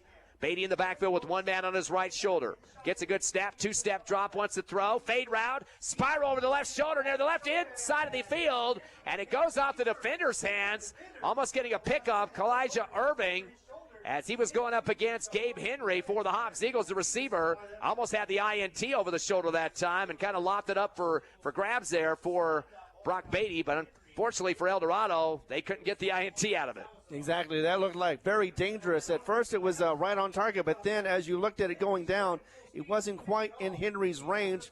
And, yeah, you're right. It was almost picked off on that one. 3 for 7 in the passing game for Hobbs right now for 36 yards. Trips left, receiver right. 2nd down and 10 from their own 26 for the Eagles. Beatty with the shotgun. Stays flat-footed in the backfield. Throws the out route, a low one. Might have to get a shovel out for that. Incomplete. Too low for comfort there for Hobbs. Trying to get underneath it for the Eagles on that far right sideline was Justice French, but incomplete. And again, that French connection happened last week and was really good, but this time around, Brock is just a little off on that one as well, just a little too low and couldn't be handled, but it would have been a short gain anyway. Of course, we have a 35-degree start to get this game moving. I'm sure dropping down pretty quickly after that. Trips left, no receivers right. Tuck and go for the quarterback. Beatty angling right to the 25, 30, continues to plow forward. He's close to the first down, maybe shy by about 2 yards, but that's 8 for Beatty, and he was just driving his line to the right side of the field to pick up everything he could get on that one. And the more impressive thing was he got hit about 3 or 4 or 5 times. He had about a couple of Golden Eagles on him in the end, and he tried to get that first down, but he's very short, but not that far off as it goes to 4th down and about 1. Looks like going to give him 8 on that play for Brock Beatty now at the 95 mark off his 4th carry. So 95 yards, getting short of the 100 mark. 4th and 2. They're going to go ahead and punt this one, a quick punt. It's going to take a big roll for Hobbs. Past the 20. Boy, an Eldorado guy back there acted like he was going to pick it up, then dives on it very dangerously on that far left sideline of the 15. He had 3 Hobbs Eagles converging on him. He would have touched the football and let it roll a little bit. Hobbs would have a pick up and go for a touchdown. Exactly, and Moorhead was the one that made that decision. Not sure if it was the best thing to do, but instead he went ahead and got away with it. But they are deep in their own territory right now at the 15. I didn't think he wanted it to roll, but he kind of put his hand out there, hadn't quite touched it, and then just dove on top of it with 3 Hobbs Eagles around him. I mean, you do not have to return those balls on a punt. Now, on a kickoff, a different situation, but a punt, he could just let that roll. I guess he didn't want to be digging out of a hole offensively for his squad. That was the 2nd punt of the game for the Eagles. They'll give it to Eldorado at their own 15. Back to shotgun goes Evans. Evans will hand the ball off to the left side. Trying to cut it back is Quinones. Heads up to the left side, 25, 30, 35. Cuts back to the right, 40, 45, 50. To the Hobbs Eagle, 45 to the near sideline is finally brought down. Yeah, that was a huge run. Both sides were taken off guard, and that was Adrian Mora who brought it down for the Hobbs Eagles, but not before a huge gain, just like you mentioned. Quinones with 44 yards on that carry. That's the 9th first down for Eldorado, the Golden Eagles. So 9 first downs, and that will be 69 yards on the ground on 6 carries for Quinones. That'll be in Hobbs Eagle territory at the 41-yard line. So Eldorado back in business, would like to tie the game up if they can. 5 minutes left in the first half. It's 14-7 Hobbs. Hobbs with 4 in the front, defensive front. Look. Twins left, receiver right, shotgun. Evans going to give it off to the right side. Williams banging into a wall, and he's going to go down. He might have got back to the line of scrimmage if he's lucky, but you could see the big man for the Hobbs Eagles putting up that big wall on the border there, Mike Meredith, as that wall wasn't going to come down very easily. Exactly, Mike Meredith, along with the help from Jackson Rollins, who's a senior as well, defensive end. They were both in on it, but, yeah, it was definitely Meredith who brought the hit and the hurt on that one. Boy, they gave him a forward progress 1-yard pickup for Williams. I'm not sure where that came from. 24 yards on 5 carries for Williams. 2nd down and 9 now from the Hobbs Eagle 40 right hash. Twins left. No receiver right. They give the handoff again to Williams. Stutter steps near the 40, but he's brought down quickly. He gets a contact, helmet to helmet that time. Pretty tough shot there for Eagles. Aiden Hoff, he's the guy that got the INT earlier, but he had a whole host of other help from the defense. Yeah, he stopped him initially and then was able to bring him back as well. So it looks like he got a -1. Yeah, -1, right? So -1 for Williams, his first negative rush of the ball game, but that was thanks to Hub initializing that contact. Yeah, caught him and brought him back. Hit him high, too, which is unusual. Usually you like to see him hit low, and that takes the legs out from under him. Boy, Eldorado keeps sending their quarterback to the sidelines for the play call, then runs back out on the field. 3rd down and 10 from the 41 of the Eagles on the right hash. And now going to be timeout called by Coach Dotson. He wants to make sure they get a good play on this one to keep this drive alive. 3:33 left here in the second. It's Hobbs 14, Eldorado 7. The Battle of the Eagles here at Wilson Stadium in Albuquerque. Come back with you in 30 seconds. NMJC, success through learning. My future's looking brighter. My life's an open door. New Mexico Junior College gave me the chance I was looking for. affordable education designed to fit my needs. Now every day is filled with opportunity. NMJC, success through learning. NMJC.edu. After an Eldorado timeout, 3rd and 10 for the Golden Eagles in Hobbs Eagle territory at the 41. 3rd and 10, Twins right, 2 receivers left. One in the backfield with the quarterback, Evans. He'll bring one man in motion right to left. That's Morrison. Now lining up as a left slot. 3-step, 5-step drop back to the 50. Screen pass to the near right sideline. Caught by Quinones, but he's back to the line of scrimmage. Not much more than that. Eagles read quickly on that play and shuts it down for no gain. Jackson Rollins once again in on the tackle and brought him down quickly, like you mentioned. And no chance to get that one to be gained. Now it's 4th down, and they're behind the line of scrimmage, actually. So 4th down and 12. Yeah, -2 on that one for Quinones on the late mark by the official. They are 3 of 7 in the passing game for 7 yards only. So nothing big so far for the passing game. We knew that wasn't going to be much either anyway. They only completed 40% of their passes coming up to this game and 7 touchdowns in the air on the season for Eldorado. 4th down and 12 now from the Hobbs Eagle 42. A high snap. Morrison will get it on a sidewinder kick. It'll bounce at the Eagle 10, roll to the 5-yard line. Picked up, return deep on the right side. Morrison's going to head out far to the 15, the 20, 25, 30. Personal speed, 35, 40, 45, 50. Eldorado 45, 40, 35, 30, 25, 20, 15, 10, 5. Touchdown on the right sideline into the end zone. He caught that about the 10 and all the way for about a 90-yard return. A big-time play for the Hobbs Eagles on the scoreboard. I don't see any flags down. Do you, Ron? I do not. And I think that was actually closer to about 96 yards. I thought he was about the 4-yard line. I thought he should have gone ahead and went and let that go into the end zone. But instead, he picked it up. He did the right thing, and he got the touchdown. Wait a second, though. No, maybe there is. I see some things. Yep, you see possibly a handkerchief down on the turf. We're waiting to see where is that flag at, though? I don't see it right now. I don't either, but it would have been on the far side, definitely, and that is going to be on Hobbs.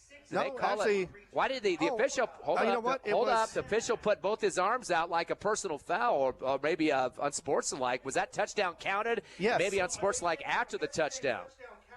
I think it was either way. I think it was on Eldorado. They waved it off, and it's a touchdown. Yeah, the touchdown's good, but I think there might have been an unsportsmanlike after that score, so that might have been a dead ball foul. Maybe they're going to mark it on the PAT or the kickoff.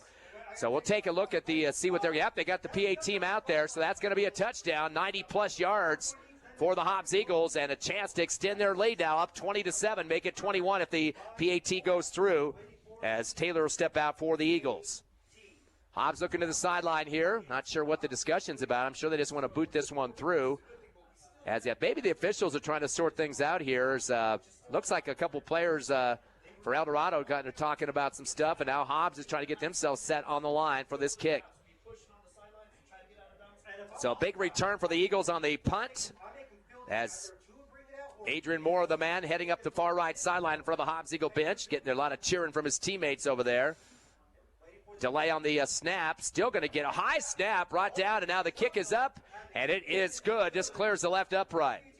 3:07 remaining in the second. Hobbs extends their lead to 14, 21-7 over Eldorado. We'll be back in 30 seconds on the Hobbs Eagle Network. Did you know that Lee County State Bank drive-up lanes are open late? Interactive tellers give you convenient, extended drive-through hours Monday through Friday, 8 a.m. to 7 p.m. Lee County State Bank ITMs feature a screen which connects you to a live teller inside the bank to assist you with your banking transactions. No need to rush to the bank with Lee County State Bank's extended ITM drive-through lanes conveniently located near you in Lovington, Hobbs, and Eunice. Lee County State Bank, member FDIC.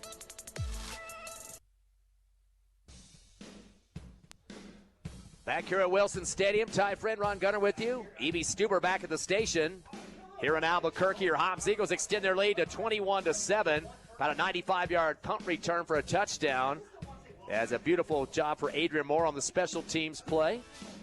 So there was a penalty on that last touchdown, but I guess it was declined. And kind of trying to figure out the signal by the official on that one. But it will be Hobbs kicking out from the 40, so no penalty administered on the play. 21-7, Hobbs up by 14 and get close to halftime. And here comes the kickoff for the Eagles. Taylor will take it end over end, a short kick. Bounces at the 25 of Eldorado, picked up and brought back to the right side. Putting on the brakes at the 25, and then skirting to the ground was Daniel Quinones, and he lost his balance and just went down quickly as he's covered up by Jacob Diaz for the Eagles. Yeah, he's going to try to swoop around to the right-hand side of the field and try to cut it up, but there was too many defenders, and he tried to stop, and that's when he got caught. So that'll be a start for Eldorado at their 35-yard line. Or correction, 25-yard line. They trail 21-7 to Hobbs. The Eagles coming to town on the long road trip, probably an extra bus ride extra because of the snow situation and some Klein's Corner problems with the roads. And I know they left about 9 a.m. this morning to try to get up here in time to get themselves warmed up a bit with a 35-degree start of what the temperature was here at the start of the game. First and 10 from the 25, shotgun. Evans going to hand it off, up the middle to the 30, 35, hitting the wall, backpedaling to the 40, and brought down to the 43-yard line. That's going to be about 15 yards on the back pedal for Quinones. So 14 for Quinones to move the chains for Eldorado. It looked like Brenton Lee was along with Jacob Diaz for that stop. 10 first downs for Eldorado, though they do trail 14 points at this time. 83 yards on the ground for Quinones on 7 carries. First and 10 from their own 43-yard line. Staggered I formation with a shotgun for Evans. Gets a good snap. Give it to the tailback. Heads up the left hash. Quinones 50 and into Hobbs territory at the 48. He's going to get about 8 yards for Quinones. Going to bring up a second down and 1, though, in Hobbs Eagle territory at the 48. Adrian Hoff was in on the stop along with Castro Diaz. Eldorado has been getting into Hobbs Eagle territory, Ron, but they're not taking advantage of any scoring opportunities there. They still trail by 2 touchdowns. Yeah, they've been getting a lot of bursts, but they haven't been able to get them in consecutive order to be able to get down the field into the end zone. Quinones does get 9 on that one. Second down and 1 from the Eagle 48. Clock to 2:05 left in the half. Receiver right, 1 left. Staggered I formation again. Shotgun for Evans. Get back to the tailback, Williams. He plows straight ahead. He's brought down, and no, they're going to say his knee went down quick at the line of scrimmage. No, or wait a second. No, they're going to give him a 1-yard pickup, and we'll see if that's going to be enough for the first down. It's going to be pretty darn close, depends on where they put the spot. No, to be at the 47 and a half. Sticks, yep, they're going to give him 1.5 or so for Williams. That'll move the chains. 25 yards on the pickup for Williams total. 11 first downs for Eldorado. At the Eagle 47, make it the 47-yard line. Left hash. 1 receiver left and the right side. Offset eye here for the Eagles. Shotgun. Back to pass. Evans wants to throw. Spiral down the near right sideline. Over the shoulder. Caught the 10-5 touchdown. And that's going to be a 47-yarder on the completion over the shoulder there by the receiver, Moorhead. Actually, that was Ethan Koch, looks like. Number 14 with the touchdown catch. That is Moorhead. 47-yard touchdown reception over the shoulder. And they get back on the scoreboard, does Eldorado. So they're going to try to get the PAT here. Scoring with 1:37 remaining means Hobbs will have another possession, though, which might be to their advantage. Exactly. That was a quick strike for the Golden Eagles, so maybe the Hobbs Eagles will be able to retaliate, especially after that last touchdown for them. Moorhead 2 catches for 51 total after that 47-yarder. Now Morrison going to kick the PAT to try to get it to 14. Good snap. Kick is up, and the kick is sidewinder and good. 1:37 left, second quarter. Still a close game. 21-14. The Battle of the Eagles. Hobbs with a 7-point lead. Coming back in 30 seconds on HobbsAmerica.com. Cool 95.7 on the radio and on YouTube on the internet. Lasco Construction is a proud partner in education in Lee County. Lasco Construction is your hometown construction company. Lasco Construction encourages you and business owners to support Tatum, Jow, Lovington, Eunice, and Hobbs businesses. Buy as much as you can locally, which is why Lasco Construction always supports the youth of Lee County. Lasco Construction supports you. Call 393-9161 for all your construction needs. Support your community. We've had 4 touchdowns here in the second quarter. 2 for Eldorado and 2 for the Hobbs Eagles. 21-14, Hobbs leading by 7. And ready for another kickoff is Eldorado. And, boy, this thing's starting to seesaw here at Wilson Stadium in Albuquerque, Ron. And you know what they say about the Eagles. You can't help them, or you can't stop them from soaring. And both sides are doing right now in the second quarter. Of course, Hobbs had a nice first quarter. That's why they have the 7-point lead. Morrison to kick off for Eldorado from the 40-yard line. And here comes the kick for the burnt orange and black. They'll keep it on the ground. It'll scroll across the 30, picked up at the 28. Running to the far sideline is Wright, zigzagging up the right hash and diving forward to the 40, giving Eagles some good field position on their next possession. A late flag for the back judge from nowhere. Well, I don't know where the heck what he saw on this play, but he just threw that thing about 15 yards ahead. And we're going to have a discussion with the Whitecap here on the penalty. Late on the play, too, so I'm not sure what they saw out there, but we're going to wait to see. 41. 1:31 left here in the second quarter. Personal foul against Eldorado. Not sure what they actually saw there, but it will be a 15-yard penalty against the Golden Eagles. So that will help advance, and plus it will give less field for the Hobbs Eagles to try to get down with about 91 seconds remaining in the first half. Should put it at Eldorado's 45-yard line. That will be the fourth penalty against Eldorado for 36.5 yards. It'll be put at the Eagles, or at the Eldorado 45. Hobbs in some good field position now on the right hash. They got 1:31 to work with as they lead 21-14 over Eldorado. Hobbs will send two receivers left and one to the short right side in front of the Hobbs Eagle bench. Beatty back to shotgun at the 50. Gets a good snap. Four-step drop, back to 5. Dumps it in the right flat, but right to Eldorado. Intercepted. He threw it right to a black jersey. Looked like a defensive lineman just waiting for it at the 50-yard line. You couldn't give it a better shot to the numbers there. And the guy that caught the football in the INT wasn't even knowledgeable of what the heck was going on there. But it came right to his numbers, and that was intercepted by Fred Tafoya. Exactly, the junior. And, he is definitely excited about that hit. And you're right. It was thrown right to his gut. He was able to just reach out, be able to trap it, and next thing you know, interception. I'm not sure of whether Beatty didn't see it's black versus white here. The black jersey, who he threw it to. Hobbs wearing white, so not quite sure. Maybe just had a color problem there. But anyway, an INT for the Hobbs Eagles, which will give it back to Eldorado. And they'll have it at the Eagle 46-yard line. So it kind of changes the complexion. Don't want to get a tie game here at halftime. Evans takes a shotgun back to the 50, a reverser on the left end. Out to the 45 at the juke, and diving forward for about a 2-yard pickup. The knee went down. So a couple yards pickup at that. They're going to keep the clock running as well. Couldn't see the number on that guy, the receiver on the far side off the reverse from right to left. Trying to check him out in the backfield. Looked like it was 8. No, number 88, the receiver that time for Eldorado to get to the sideline. I don't think he got up. And Yabi is the guy that got it. 2-yard pickup for him. That'll be his first catch of the ball game. So second down and 8 from the 44 of the Eagles. Shotgun back to Eldorado at the 50. It's Evans, steps up in the pocket. He's going to get knocked the ball of his hands from behind. I think they're going to say maybe his hand throwing arm went forward, so they don't call that a fumble. But it looked like the man back there to knock that arm loose was Sammy Baeza. Ball came loose behind the line of scrimmage. They'll say incomplete. Yeah, it was an incomplete pass, but if it had to been, of course, it could have been it was a fumble, but Sammy Baeza seemed to bounce on it. And once he did jump on it, it squirted out, and it went back to a Golden Eagle. So either way, possession would have still stayed with the Golden Eagles. Third down and 8 from the Hobbs 44-yard line at the left hash. Incomplete pass stops the clock with 38 seconds left here in the second quarter. Hobbs up 21-14. Eldorado will send 3 receivers right, 2 to the left side. Once again at the Hobbs 44. By himself, Evans in the backfield waiting for shotgun. Hobbs gets away with an offside penalty there. Back to pass, rolling right. Evans is going to chuck it. Now that should be a intentional grounding there. He did not leave the pocket. He needs to flow left or right, and he just kind of chucked it to the sideline.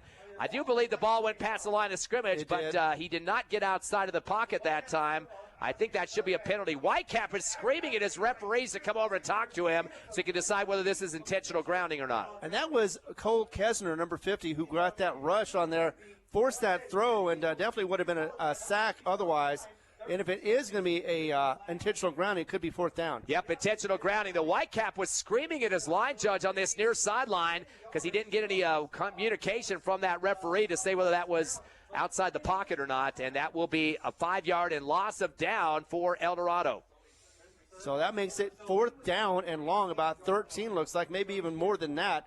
But either way, it looks like a punt situation for Eldorado. 5 penalties so far for Eldorado for 40.5 yards, or 41.5 yards. It'll back it up to the 44-yard line and puts him way out of the go-for-it situation here.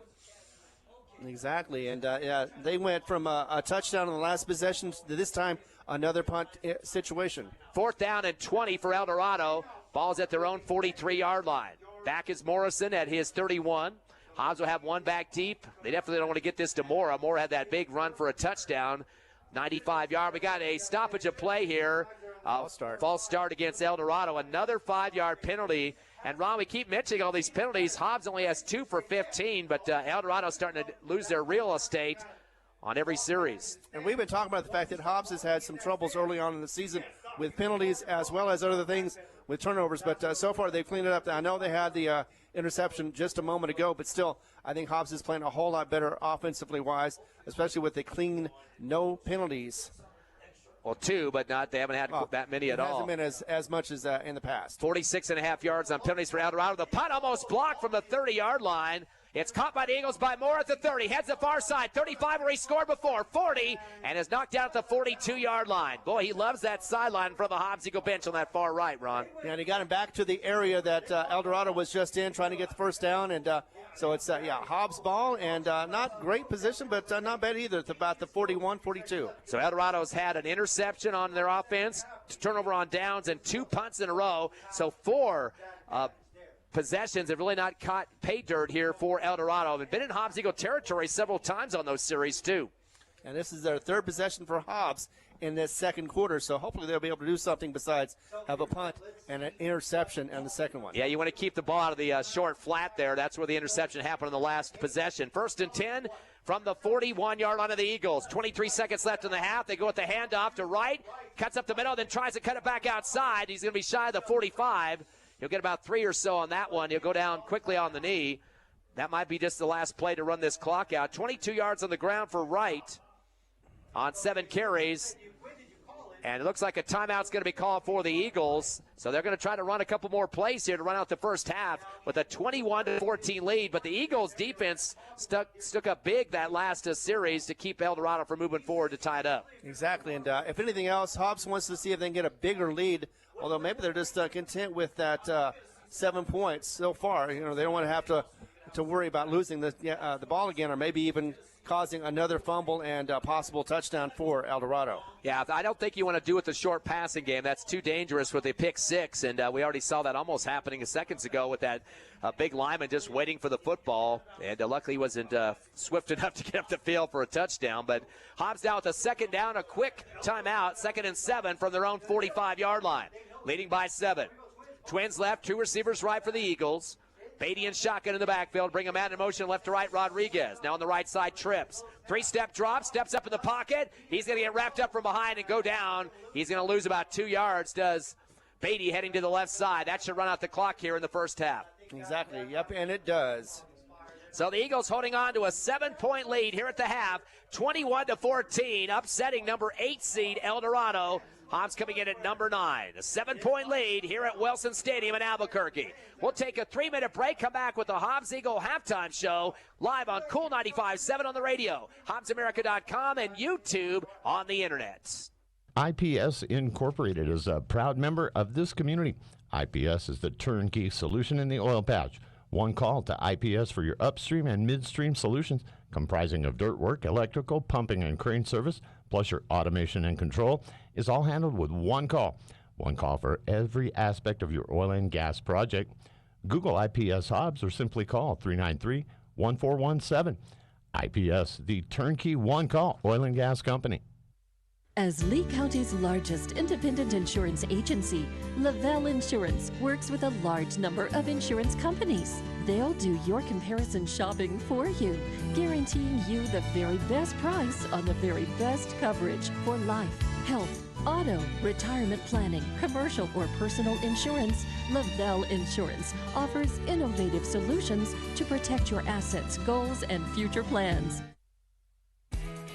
For all your grocery specials, shop Thriftway and La Tienda in Hobbs. The best deals in fresh produce, fresh meat, and vegetables, frozen and dairy, health and beauty, and so much more. With the friendliest and most knowledgeable staff, Thriftway and La Tienda. For all your grocery specials, come on down to La Tienda, 400 East Marland, and Thriftway, 1317 North Turner in Hobbs. Best of luck, Eagles, from all of your friends at Thriftway and La Tienda grocery stores.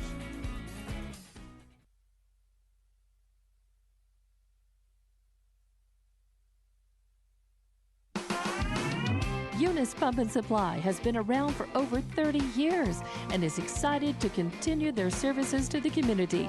They take pride in their employees and their hard work and dedication, and most importantly, take pride in the youth of Lee County. Eunice Pump and Supply is a proud supporter of all Lee County athletics and academics. Eunice Pump and Supply, 1310 Avenue O in Eunice, another proud supporter of Lee County athletics. First American Bank believes success comes from building personal, long-lasting relationships that are built on mutual trust. We take a consultative-driven approach to get to know you and your business. We offer a wide array of banking and digital solutions, plus more than a century of local experience. So, with First American Bank as your trusted partner, when you succeed, we do too. Find out how we can get it done for you. First American Bank, local first since 1903. Member FDIC.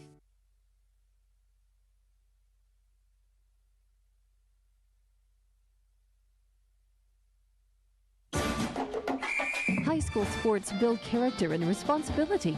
That's why Albertsons Market congratulates and encourages the area high school teams in their quest for a state championship, saying we're behind you all the way. You too can show your support for the Hobbs Eagles with Hobbs Eagles Black and Gold apparel. There's a large selection of Eagles shirts and caps to choose from at your Hobbs Albertsons Market. You're in for something fresh at Albertsons Market, corner of North Rhymes and Venter in Hobbs. Forest Tire is celebrating 80 years in business. There's always another task to tackle, but making your to-do list disappear generates a ton of wear and tear on your tires. Do more for more miles with the Michelin Defender LTX MS tire. Whether it's hauling your boat up to the lake or driving through the job site, Michelin designed a tire that's tough enough for anything. Stop in today for the Michelin Defender LTX MS tire and get back to task mastering. Forest Tire, keeping you rolling since 1944. NMR Pipeline is a highly qualified, dedicated company, leading in performance with management and employees who've provided over 45 years of service in pipeline maintenance and construction within the oil and gas industry. NMR Pipeline, 300 South Main in Eunice, or call 394-0144 for more information. Again, 394-0144. NMR Pipeline is proud to be a supporter of all Lee County athletics and academics. Welcome back live to Wilson Stadium here in Albuquerque. First round of the 6A football playoffs is your Hobbs Eagles, the number 9 seed, upsetting number 8 Eldorado, 21-14. And Ron, second of a seesaw affair for both teams. We saw 4 different touchdowns coming, 2 for Hobbs and 2 for Eldorado, kind of trading off back and forth there. Hobbs did have a 7-0 lead at the end of the first quarter, a 16-yard pass from Beatty to Wright. Hobbs also added another touchdown early in the second, a 1-yard run for Wright, so he scored the first 2 TDs. It was 14-0, about 10 minutes left in the second quarter, and that's when Eldorado finally got on the scoreboard. A 2-yard run for Quinones made it 7-14, Hobbs by 7. And then it was Hobbs coming back with a 95-yard punt return for a touchdown. Mora making it 21-7, but Eldorado wasn't done quite yet. A 47-yard pass from Evans to Moorhead, making it 21-14, Hobbs by 7. So we saw some kind of back-and-forth action in the second quarter, but a couple of Eldorado drives kind of stalled out there. 2 scoring opportunities. They could not punch it in. So Hobbs Eagles defense stepped up big to stop those potentials for Eldorado. And they started off with an interception, and that helped Hobbs a lot. And definitely Hobbs seems to be in the control overall, but Eldorado occasionally gets those big runs. Haven't been able to score on them yet, but still has managed to get a couple of good runs in the first and the second quarter. But still, yeah, possession-wise, they have not been doing very good. Interception and then a punt before that. So Eldorado needs to work on that. Of course, they're making those quick adjustments. Of course, Hobbs will as well, and they're going to see who can adjust each other and see what happens. And we've seen a lot of great things that Hobbs has done in the second half, make those adjustments and be able to come out and score. In fact, we saw a 28-point third quarter from Hobbs recently. Well, of course, the big story for Eldorado's offense was one of their starting running backs, Isaiah Quintana, went down with an injury. He had rushed 6 times for 34 yards, so he went out of the game and has not returned since the first quarter. But then that brought in Daniel Quinones, the running back. He's a senior. Quintana was a sophomore, but Quinones, who does have the most rushes in terms of yards this season at 379 coming into this game, didn't get any touches before the exit of Quintana, but then started doing pretty well after that point and had 8 carries for 92 yards. So Quinones definitely doing a job there, scored a 2-yard touchdown. Also had a 44-yarder, just a rushing play, and a 13-yarder and a 14-yarder. So 3 double-digit rushes on top of the touchdown. So 8 carries for 92 for the senior Quinones. Other positive rushes, Quintana before he went out of the game, 6 for 34. And Williams saw some action about midway through the first quarter into the second, 8 carries for 25 yards.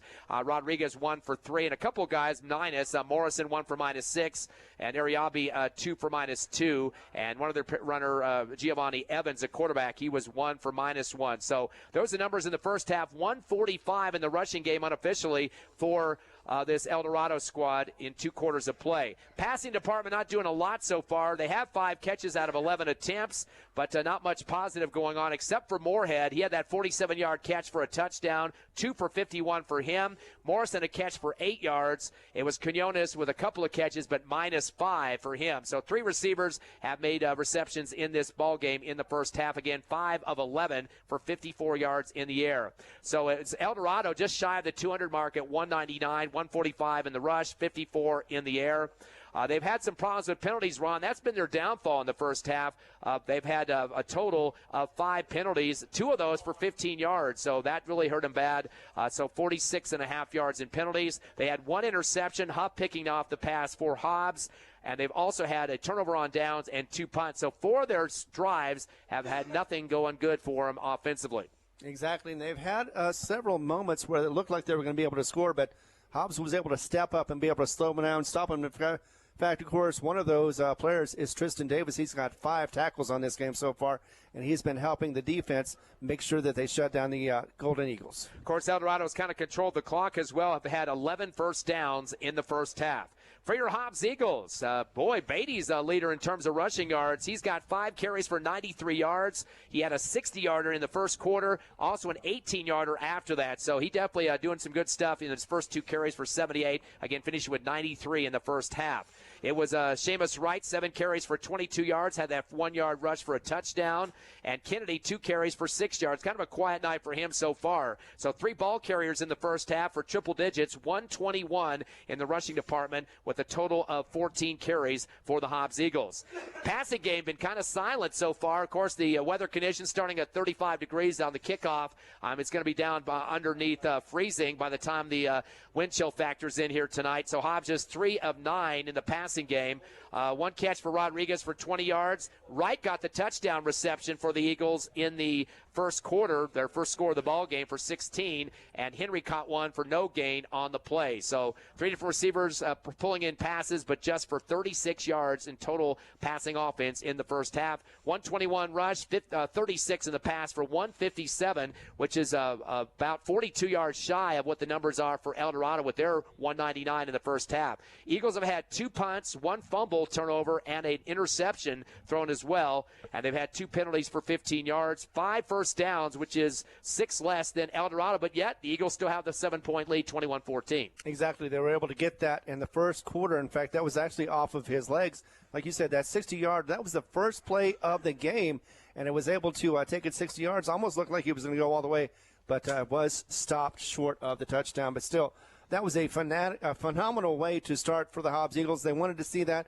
Stevens, of course, had probably designed that up, and he was very happy with the results. What about Adrian Mora's 95-yard or so punt return for a touchdown? And we saw a flag come out. They pulled that back, but big-time touchdown on the special teams for the Eagles. And the fact that he got it on the other side, near the sideline, you was wondering if he was going to be knocked out of bounds or if he was going to be able to continue on. But instead, he made it all the way from one end to the other, from yard to yard, and looked very nice, too, and he was able to do it with very nice style. Yeah, of course, he did have another big punt return after that as well, and keeping towards that Hobbs-Eagles sideline. I guess he wants some of the cheerleader action over there to keep him moving up the field.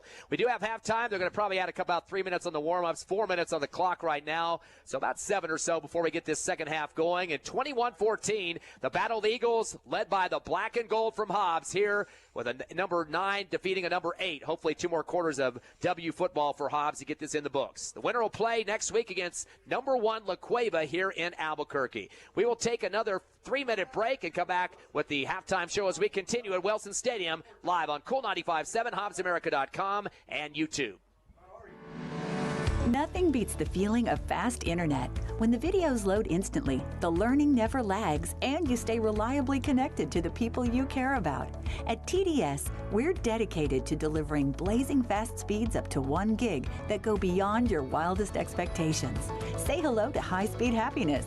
Say hello to TDS. Visit hellotds.com. Internet speeds are up to and not guaranteed, subject to availability. Terms and conditions apply. See website for details.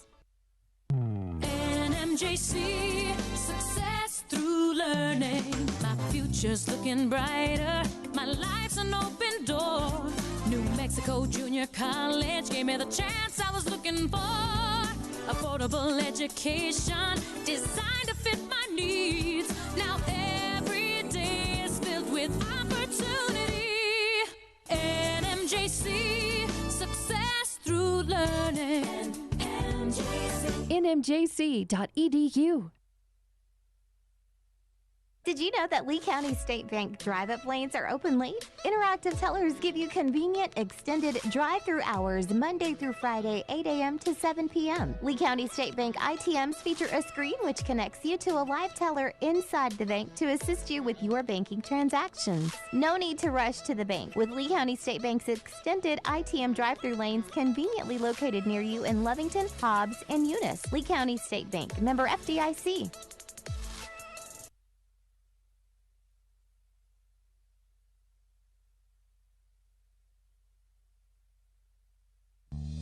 Lasco Construction is a proud partner in education in Lee County. Lasco Construction is your hometown construction company. Lasco Construction encourages you and business owners to support Tatum, Jow, Lovington, Eunice, and Hobbs businesses. Buy as much as you can locally, which is why Lasco Construction always supports the youth of Lee County. Lasco Construction supports you. Call 393-9161 for all your construction needs. Support your community. IPS Incorporated is a proud member of this community. IPS is the turnkey solution in the oil patch. One call to IPS for your upstream and midstream solutions, comprising of dirt work, electrical, pumping, and crane service, plus your automation and control, is all handled with one call. One call for every aspect of your oil and gas project. Google IPS Hobbs or simply call 393-1417. IPS, the turnkey one-call oil and gas company. As Lee County's largest independent insurance agency, Lavelle Insurance works with a large number of insurance companies. They'll do your comparison shopping for you, guaranteeing you the very best price on the very best coverage for life, health, auto, retirement planning, commercial or personal insurance. Lavelle Insurance offers innovative solutions to protect your assets, goals, and future plans. For all your grocery specials, shop Thriftway and La Tienda in Hobbs. The best deals in fresh produce, fresh meat, and vegetables, frozen and dairy, health and beauty, and so much more. With the friendliest and most knowledgeable staff, Thriftway and La Tienda. For all your grocery specials, come on down to La Tienda, 400 East Marland, and Thriftway, 1317 North Turner in Hobbs. Best of luck, Eagles, from all of your friends at Thriftway and La Tienda grocery stores.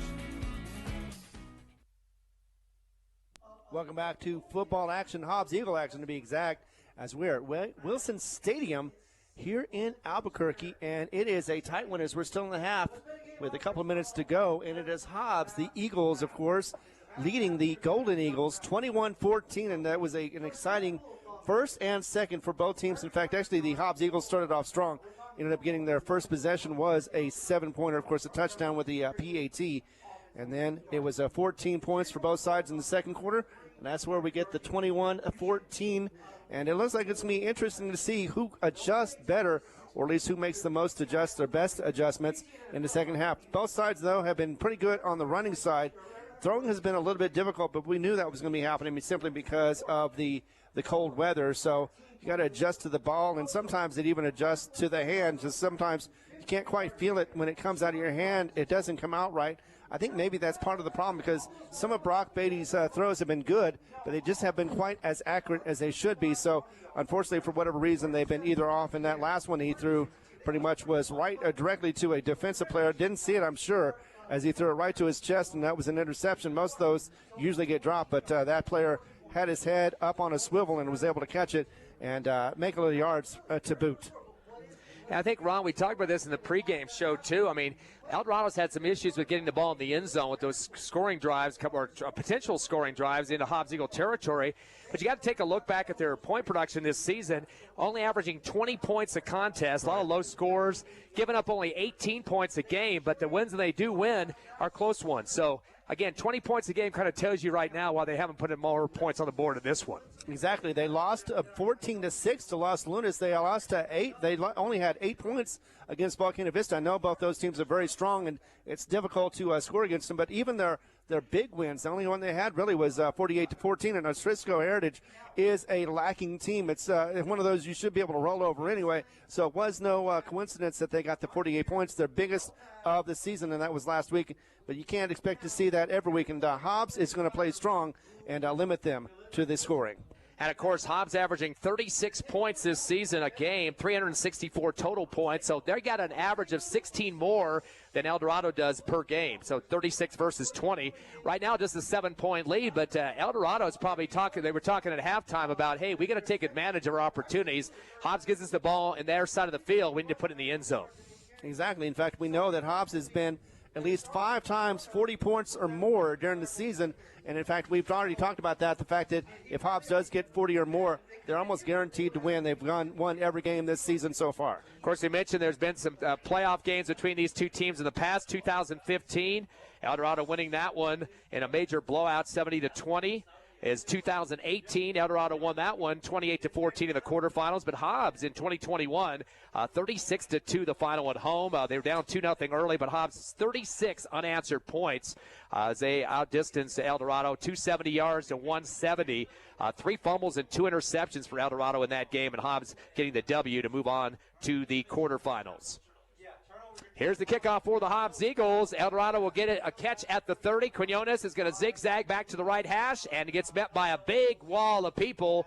Bunch of white and black jerseys, but he's going to push the pile a little bit forward. Initial contact for the Eagles getting on him, Adrian Moore, but he had a whole host of teammates on the back to help. But somehow able to fall forward was Quinones. And just like when you thought that it was going to be stopped, apparently the play wasn't whistle dead. So you know what they say, you play until you hear the whistle, and even then sometimes you play a little longer just to make sure that you heard the whistle. That game back in 2021, that was the game to Caden Trevino, big receiver for the Eagles. 6 catches, 101 yards, and 3 touchdowns. Quarterback Colton Graham that year. He had 3 of the 4 touchdowns the Eagles had in that win, 36-2. 1st and 10 from the 39-yard line. Eagle football, go to the shotgun. Evans, hand the football up the middle, and it's going to move a little bit of a distance up the gut on the right hash. It looks like about a 2-yard pickup. You saw a big flopping body up in the air that time for the Hobbs Eagles, trying to make the stop and getting the first initial contact for Hobbs. That was Mike Meredith. Just a very short gain. Actually giving him more forward progress than I expected on that one. Looks like 5 total on the handoff from the backfield. Actually, Jaron Meredith also was in on that as well. So both Merediths were in on the stop for that one, as well as some other people on the line. So a 5-yard pickup brings up a 2nd down and 5 from the 44-yard line. Eagles up 21-14. Back to shotgun, and Evans got to get a flag flown here. It was at a delayed game. Let's see. It looks like the clock's back at 25. They could just run out the play clock. Wait to see what the line judge on this near sideline has got. Whitecap's kind of waiting to see what the signal is. Possibly false start, looks like there. It is a false start. He just called it false start on the offense, 5 yards back. Quinones had that first carry. That's his 9th for 97 yards. He's 3 shy of the century mark now. So that's another 5-yard penalty, and that has been a major problem for Eldorado. That is their 7th penalty of the game, just 2 for Hobbs in the first half. And it's slowing them down so far in this third opening quarter for the Eldorado Golden Eagles. Over half of the field in penalties so far. The handoff and getting put down quickly, falling forward is Quinones, but he had his legs taken out from underneath him that time. Looked like getting initial hit, Jacob Diaz. We've been saying his name a lot in this game. That's a loss of a yard on the play. Got him from behind, too, and, definitely brought him down before he even got to the line of scrimmage. In fact, may have lost about a yard on that one. So 3rd down and 11 now at the 38-yard line. So Eldorado still trying to get some positive real estate going here. They send 3 receivers left, 2 to the right side. Hobbs have 4 in the front box for the defense. 3 linebackers near the 44. Man in motion right to left. Quinones fake the handout, go at the screen right. Caught on the near sideline right and spun around at the 43-yard line trying to high step up the sideline, Jahari Moorhead. So Moorhead's going to move it a little bit forward, but that's going to be well short of the first down. And he's hopping on his foot. Looks like he may have injured his ankle as well for the player of the Golden Eagles. Looks like that was Moorhead. Yeah, Moorhead. Again. That was his third catch for 55 yards total. Eldorado now 6 of 12 in the passing game, and a total of 58 yards in the air. So long distance to go here. 4th down and 7. They have it at their own 42-yard line. In punt formation. They punted 2 times in the first half. The turnover on downs. A kick from the 35, and Morris had a quick kick in. Kind of a wobbler coming up the near right sideline. Rolls out of bounds about the 24, and almost got a deflection there that time. Morrison had a big chase in the backfield by Benton Lee. Of course, Benton Lee's also a holder for the PAT team for the Hobbs Eagle kick squad, but just barely missed it. And Morrison was able to escape with kind of a sidewinder shot there like Australian rules football or something. Yeah, but we saw the ball look like it went around the 23, 24-yard line, but they are marking it back at the 20-yard line right now. So that's even better for Eldorado. They get a little roll on that one at the 20 now. 1st and 10 for the Eagles. Their first series of the second half, leading by 7, 21-14. Shotgun is going to be Beatty with a split formation backfield. Receiver left and right, 2 to the right side. Handoff on the left end. Center step, 20-25, and Amarian Kennedy backpedaling for a couple extra on that one.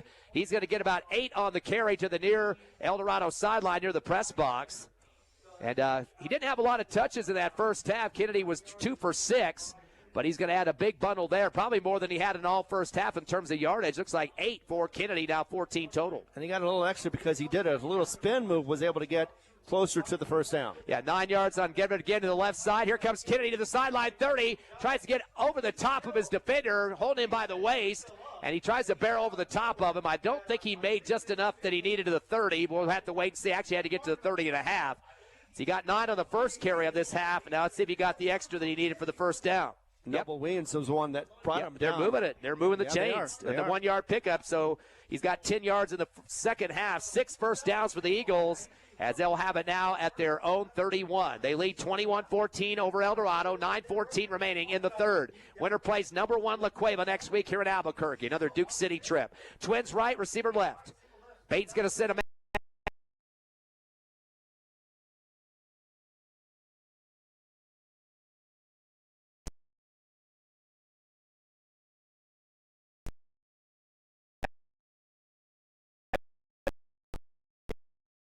He made positive yards, maybe not a lot, but still more than he could have, maybe a couple. Eagles are 4 of 10 for 39 yards in the air. So not stellar numbers, but again, they do got the lead on the scoreboard, which is the most important. So 3-yard pickup for Kennedy on that screen right. Hobbs offense now looking to the sideline to get the play call from their coaching staff. With a 2nd down and 7 now from their own 33, make it the 34-yard line. 1 receiver left. And to the right side. Split formation backfield, shotgun. Beatty, 2-step drop after the fake handoff. Throws the curl route to the far sideline. And at the first down marker, beautiful job of knowing where he was geographically on that far sideline for the Hobbs Eagle bench as the catch is made by Justice French for the first down. Yeah, exactly. And it was caught right to him. Try to get more yards. Looks like he's going to be getting the first down, and he does. 6-yard pickup for Justice French, his first catch of the ball game. Eagles now at 45 yards in the air on 5 of 11 passing, the 7th first down. Ball at the 41 to the Eagles on the right hash. Twins right, receiver left, man in motion from right to left is Beatty, Braddock Beatty. His brother Brock gets the handoff up the middle to Seamus Wright, hits a wall, gets bounced back, rubber band style that time, and tried to get a second recoil there, but I don't think he's going to get more than just the line of scrimmage on that one. Exactly. He was brought up to the line of scrimmage before that line of the Golden Eagles. Brought him all the way back to where he is now, but yeah, definitely got a forward progress on that one. Back to the line. 8 carries for 22 yards for Seamus Wright. 2nd down and 10 now from the 41. They'll send 2 receivers left, 1 right side, and it's Beatty between his 2 backs. They get crossed into each other. Beatty going to take around the right end of the 40, 45, and try to pull the pile forward. He continues to move with it.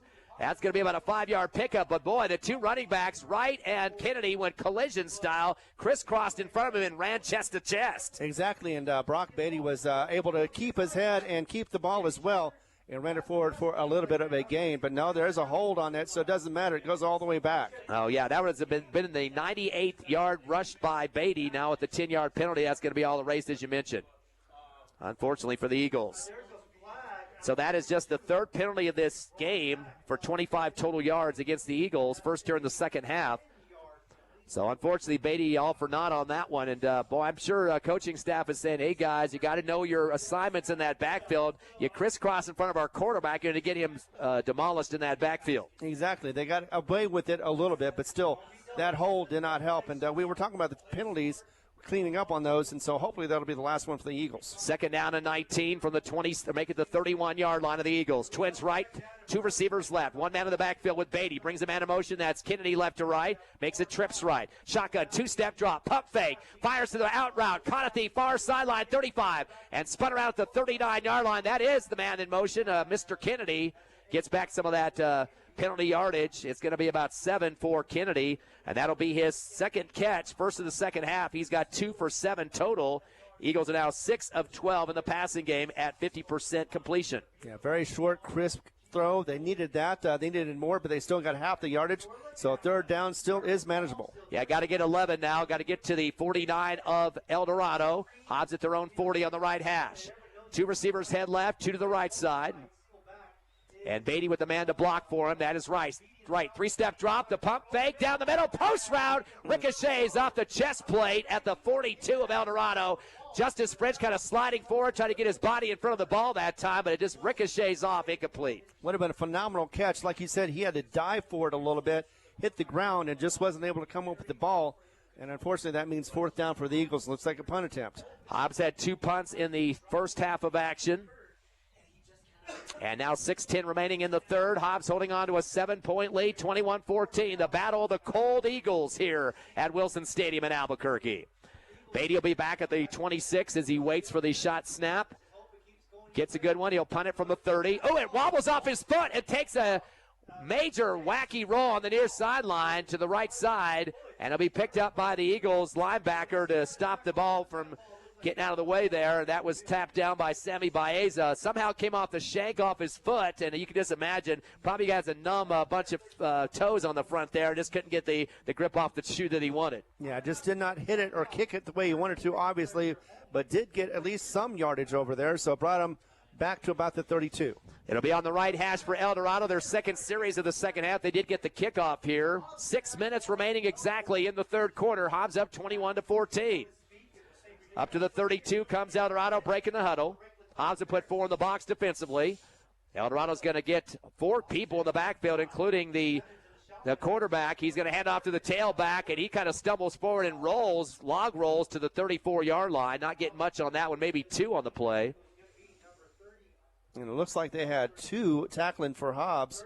One of them, of course, is going to be Adrian Mora out there.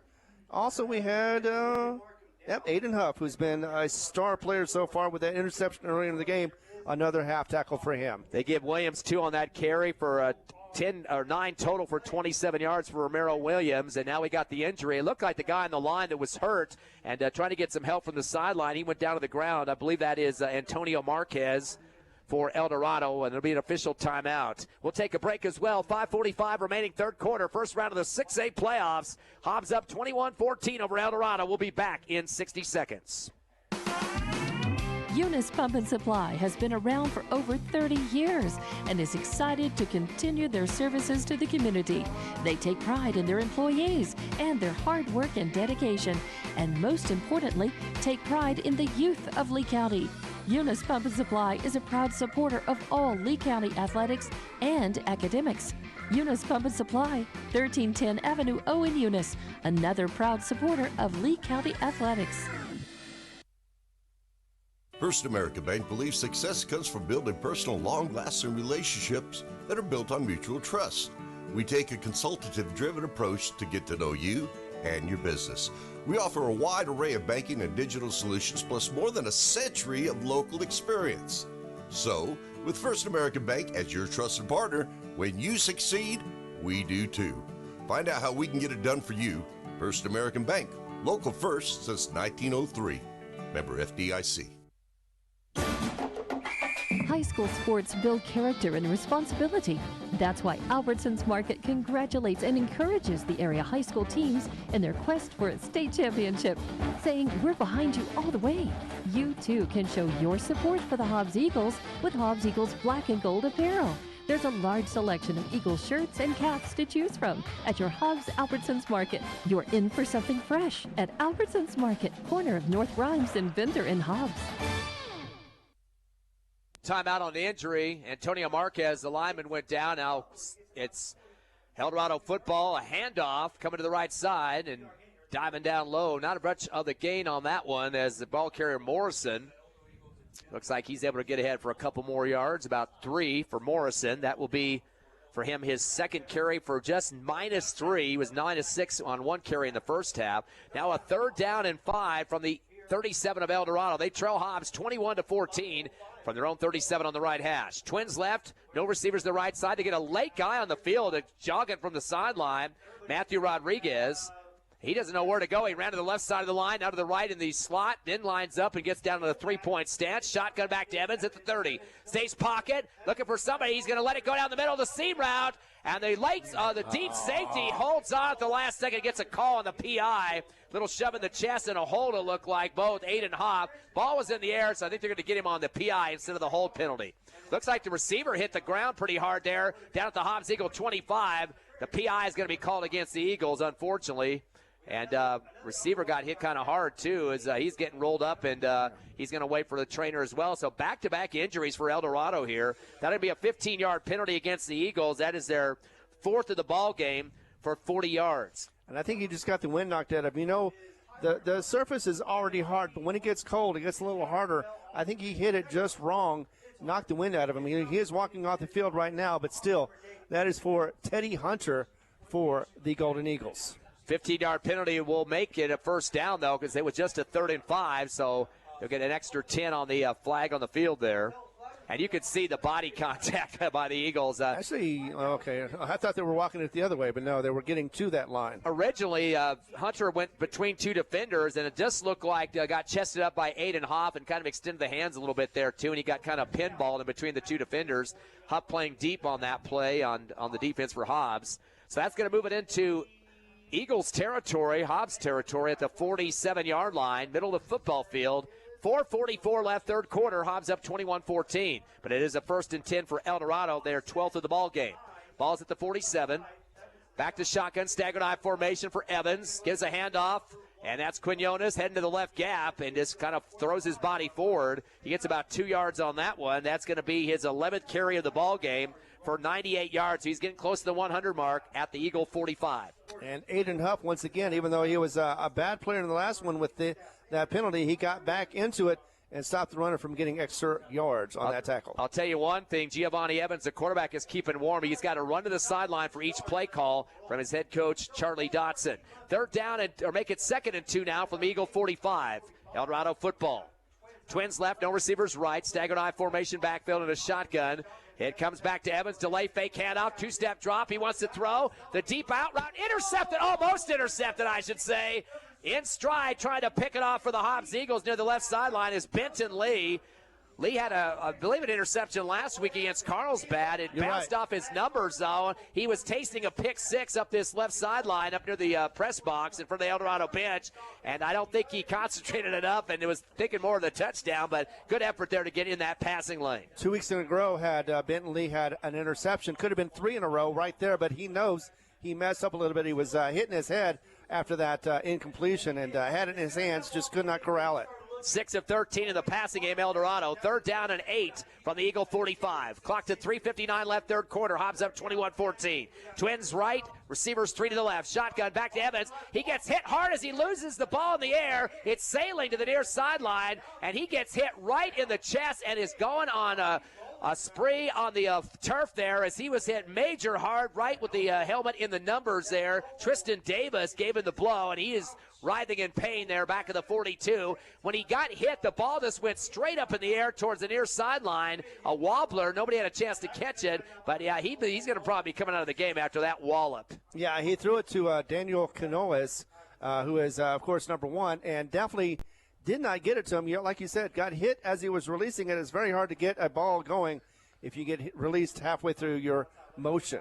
Yeah, and he's flat on his back right now, sprawling in pain, ramming his foot to the ground there as, boy, Davis just gave him and it was a clean shot. It was just a hard shot in the backfield and simultaneous with the extension of the throwing arm there. We'll take another break. Boy, 3 injuries in a row for Eldorado. 3:53 left, third quarter. Hobbs 21, the Eldorado Golden Eagles 14. We'll take a 60-second break on the Hobbs Eagle Network.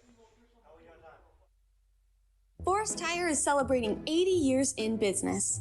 There's always another task to tackle, but making your to-do list disappear generates a ton of wear and tear on your tires. Do more for more miles with the Michelin Defender LTX MS tire. Whether it's hauling your boat up to the lake or driving through the job site, Michelin designed a tire that's tough enough for anything. Stop in today for the Michelin Defender LTX MS tire and get back to task mastering. Forest Tire, keeping you rolling since 1944. NMR Pipeline is a highly qualified, dedicated company, leading in performance with management and employees who've provided over 45 years of service in pipeline maintenance and construction within the oil and gas industry. NMR Pipeline, 300 South Main in Eunice, or call 394-0144 for more information. Again, 394-0144. NMR Pipeline is proud to be a supporter of all Lee County athletics and academics. Back live here at Wilson Stadium after a major injury for the starting quarterback, Giovanni Evans. They already lost one of their running backs, Isaiah Quintana, in the first half. So 2 big injuries, 4th down and 8, as the quarterback was hit hard on a release of a throw there. And now a punt situation for Eldorado. Hobbs up 21-14 in this first-round playoff game. And, boy, the punter gets shoved as he kicks the football. It's a wobbler caught by the Eagles to the 20, 25-30, 35-40. Mora to the 45, 50, 45, 40, 35, 30. Cuts to the middle, 25, 20, 15, 10, 5. And a touchdown, his second of the ball game. Do we have a penalty marker back deep, though? Unbelievable. Boy, Mora is a terror when it comes to punt returns. But I think we got a flag partway on the return that time. But, boy, Eldorado not doing a good job of containing Mr. Mora. And it was almost deja vu. He ran it the same way to the right towards the sideline. This time, though, he cut it to the left and was able to get open field. But, again, though, unfortunately, it may be brought back simply because of a penalty. I think that would have been about an 84-yard punt return, but that is coming back. The flag at the 43, it looks like. So that's going to be probably about a 10-yard penalty, probably blocking the back. So that's going to bring it back to Hobbs Eagle territory. But they'll get the ball offensively. But I'd love to have added to that 7-point lead at this point. I know that would have been a quick turnaround for the Hobbs Eagles, but instead they're going to have to go ahead and looks like roughing the kicker. Well, yeah, I saw the shove to the kicker, but the punter. Also a hold, so I think they're going to go ahead. No, legal block. They're going to go legal block against the Eagles on the return. I saw the official kind of hesitate in the backfield. We saw kind of a blow to the punter, but I think they just said it kind of simultaneous. They really didn't think this momentum forward for the Hobbs Eagles that were chasing the punter that time. But they're talking to Coach Dotson on the near sideline here, right side, to see what they're going to take. We do have 2 flags out there, one on the sideline in front of the Hobbs Eagles bench and one near the middle of the field. But that flag in the middle of the field is way forward of where would have been a potential roughing the punter situation. So I don't know. That looks like more of an umpire flag there near midfield. So we're going to have to wait to see. We did see the illegal block on the Eagles, so maybe that's where they're going to stick with it there. And that might have been the only flag. Maybe the 2 flags are coming for the same play. But they're just in way different spots, though, so I'm not sure. Maybe they're both against the Eagles, so it's going to be one or the other. Coach Stevens is calling over the Whitecap as he didn't get any explanation. Coach is a little bit livid on that sideline, too, not too happy about the call. I think he thought there should have been 2 calls here instead of just 1. It looks like it's going to be going back to about the 37 of Hobbs if they keep the 37 of Hobbs if they keep that marker where it's at. 5 penalties for 50 yards now for the Eagles. That's their third of this half, though, for 35 total here. So a 10-yard legal block. So back-to-back punts for the Golden Eagles in this second half, and that is not helping their cause to get back in this game. Chains haven't moved yet.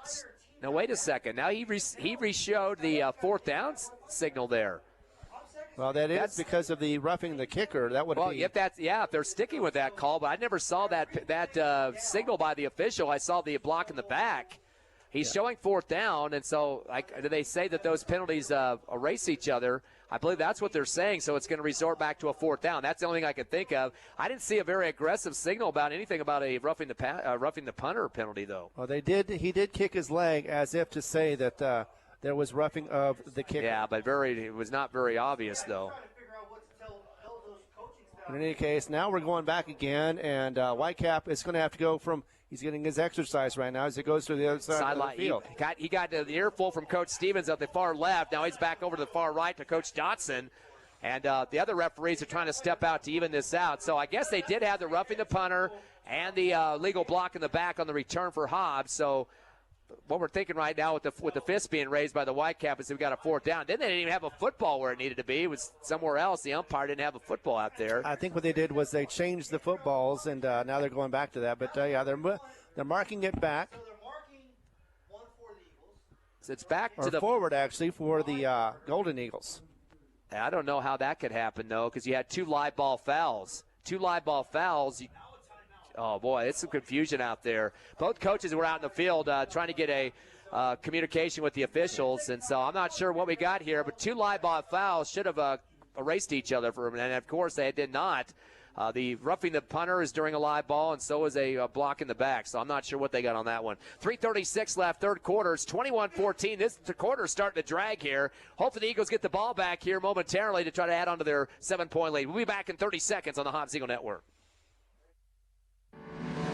Nothing beats the feeling of fast internet. When the videos load instantly, the learning never lags, and you stay reliably connected to the people you care about. At TDS, we're dedicated to delivering blazing fast speeds up to 1 gig that go beyond your wildest expectations. Say hello to high-speed happiness. Say hello to TDS. Visit hellotds.com. Internet speeds are up to and not guaranteed, subject to availability. Terms and conditions apply. See website for details. We're back live. It's Eldorado 4th and 3. They're going to go for it. A handoff around the right end of the 40. 35 near right sideline and shoved out of bounds. That will be enough for the first down. Looks like about a 5-yard pickup, as that is going to be the number 1 back, Quinones.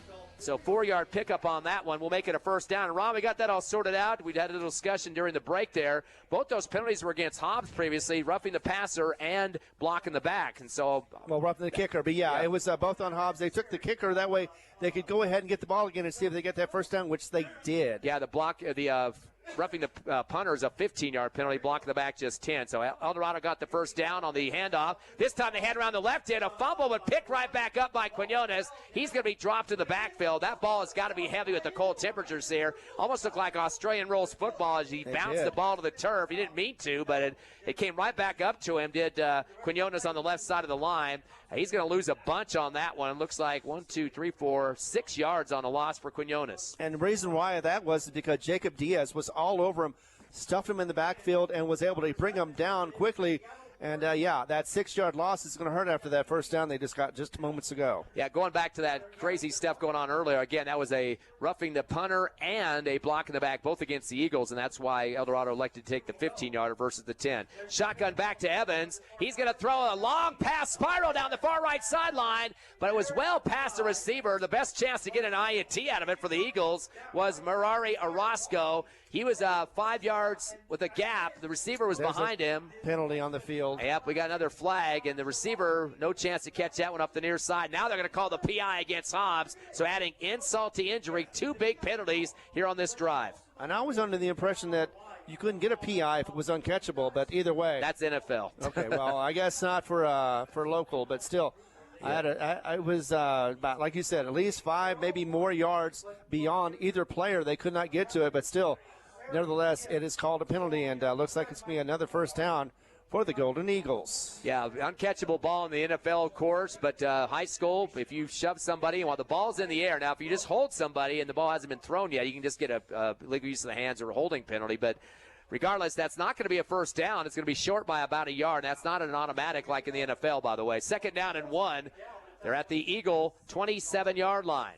Shotgun coming in, and that's going to be Morrison handing off up the middle. A bit hard at the line of scrimmage. Might be behind the line. It looked like a bunch of white jerseys in on the play. Was there a fumble on that one? I'm not sure. No, there wasn't. He did maintain possession. He did pick up or had the ball when he was getting off the ground. So Morrison handed up right up the gut to Daniel Quinones, but he's going to be dropped. Looks like 3-yard loss on that play. So, boy, Quinones is starting to lose real estate left and right. Last 2 carries, -9. It looked like he was against the Hobbs Eagles defense and, of course, ran him all over and knocked him down before he could get anything going forward. I mentioned Morrison is the backup quarterback as Evans went out injured with a shoulder injury. 3rd down and 4 now for Eldorado at the Eagle 29. Man in motion right to left, Quinones. Fake the handoff, and Morrison kind of dodging and diving around the defenders for the Eagles, but he's going to be well short of the first down as he headed right on that one. Looks like Morrison's going to get 2 on that carry as the backup quarterback who came in due to the injury. Morrison now with a total of 3 carries for -1 still. It's still in the negative. 4th down and 2 for Eldorado. Big play here from the Hobbs Eagle 28, and it's 1:28 left in the 3rd. Hobbs still leading 21-14, and not a lot of climax going on here in this 3rd quarter, Ron. No, but that was Jeremy Mackey and Tristan Davis teaming up together to be able to bring it in. And now we have another timeout called by the Golden Eagles. Yeah, Coach Dotson does not want to have a chance to get out of this scoring opportunity and wants to make a good call, but that does burn another timeout for him. Clock stop with 1:20 left, 3rd quarter. Hobbs 21, Eldorado 14.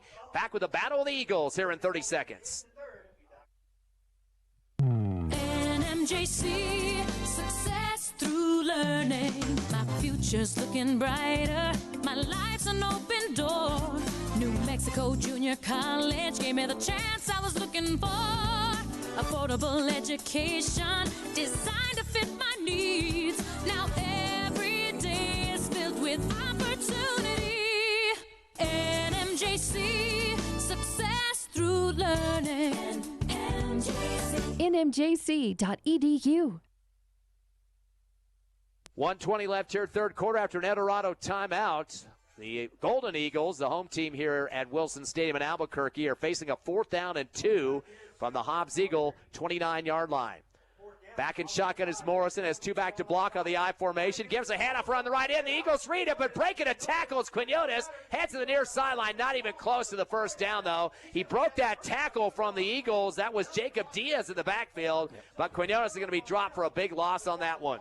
And that's thanks to Gustavo Diaz Castro, and he brought him down and in the or out of bounds anyway, and that pretty much stopped their hopes from being able to get that first down. And Hobbs gets it on turnover of downs. 3-yard loss for Quinones that time, and boy, it wasn't very much trickery going on there. Just extended the ball out to Quinones to the right side, and then, as you said, Gustavo Diaz coming through and making the wrap up, and he did break a tackle originally from Diaz, headed to the right sideline, but was pushed out of bounds, as you mentioned. So turnover on downs, that is the 2nd of the game.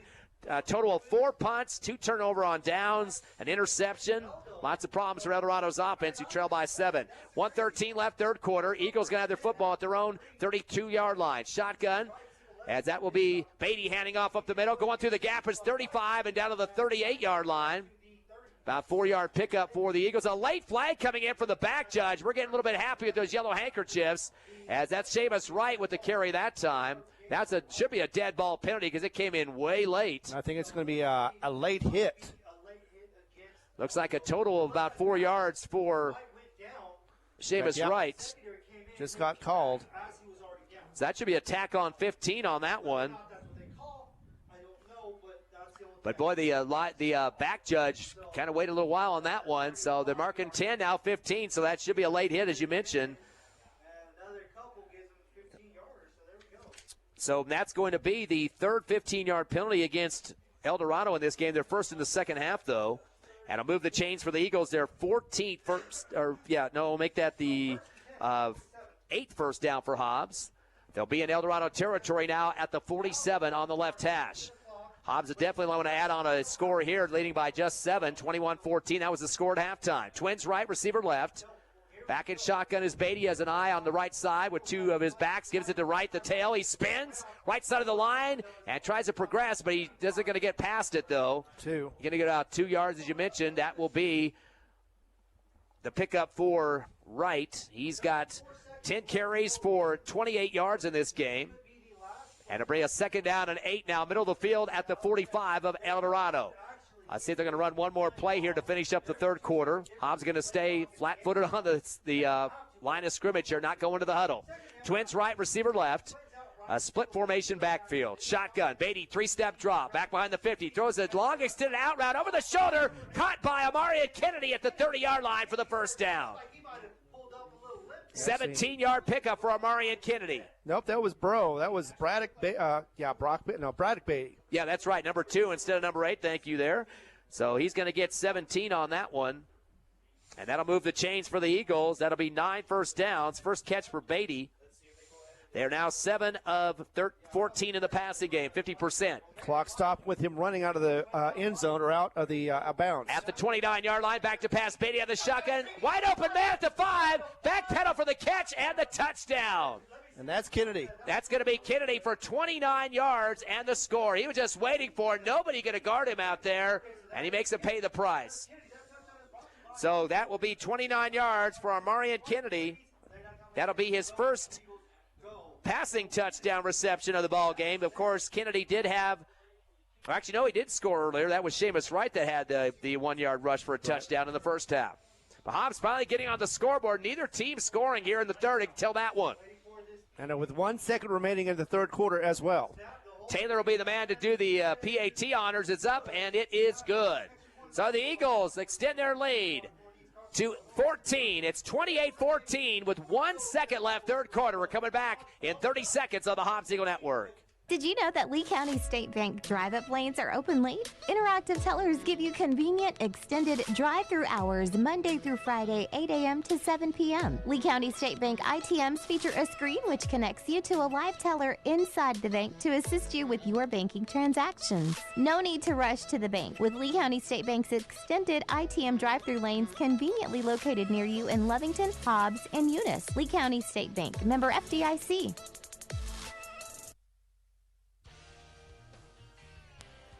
1 second left, third quarter. Hobbs Eagles up 28-14. First round of the 6A playoffs. The winner to take on La Cueva next week, the number 1 ranked team who has a bye this week. Of course, Centennial was another team with a bye. Volcano Vista and Cleveland, the top 4 teams in the playoffs. All 4 of them with byes. Eagles going to be kicking off from the 40 on the right hash. And, of course, the Eagles kind of change up who's been kicking this season. Different opportunities for depending on the situation. That includes Fabian Astorga and, of course, Jaden Taylor. Kind of line up close to each other on that far right hash. And it looks like it will be Astorga to do end over end. Catch will be made at the 22 on the near side with a fake starburst running up the middle.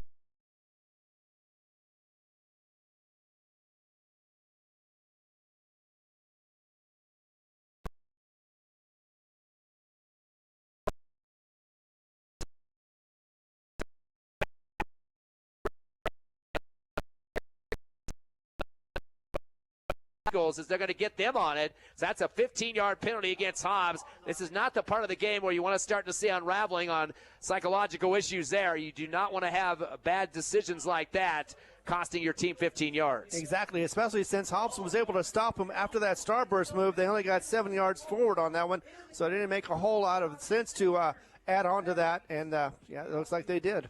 3 15-yard penalties against the Eagles here in the second half. They've had a total of 5 penalties here in the second half.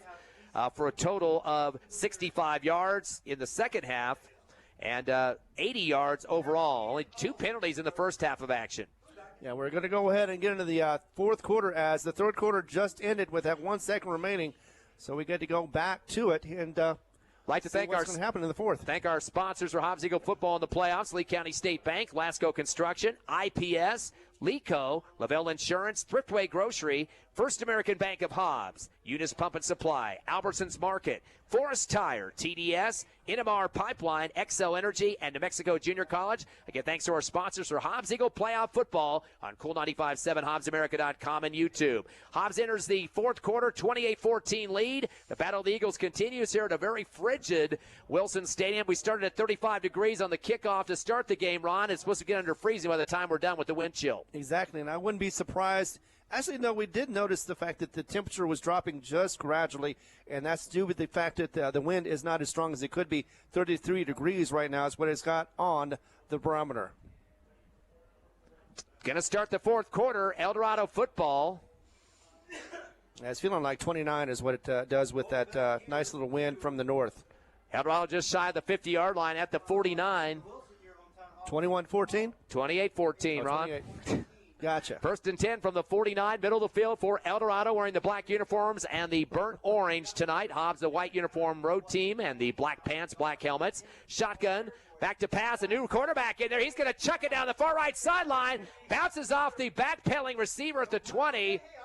And it was kind of a low throw. He tried to come back and then backpedaled a little bit more when he misjudged it there, but comes low off his fingertips, incomplete. Yeah, defended by Mora, but that was actually a nice throw. The only problem was his receiver had to turn around, run backwards, and try to catch that, and just did not work out for him, hit the ground instead. So incomplete for Eldorado.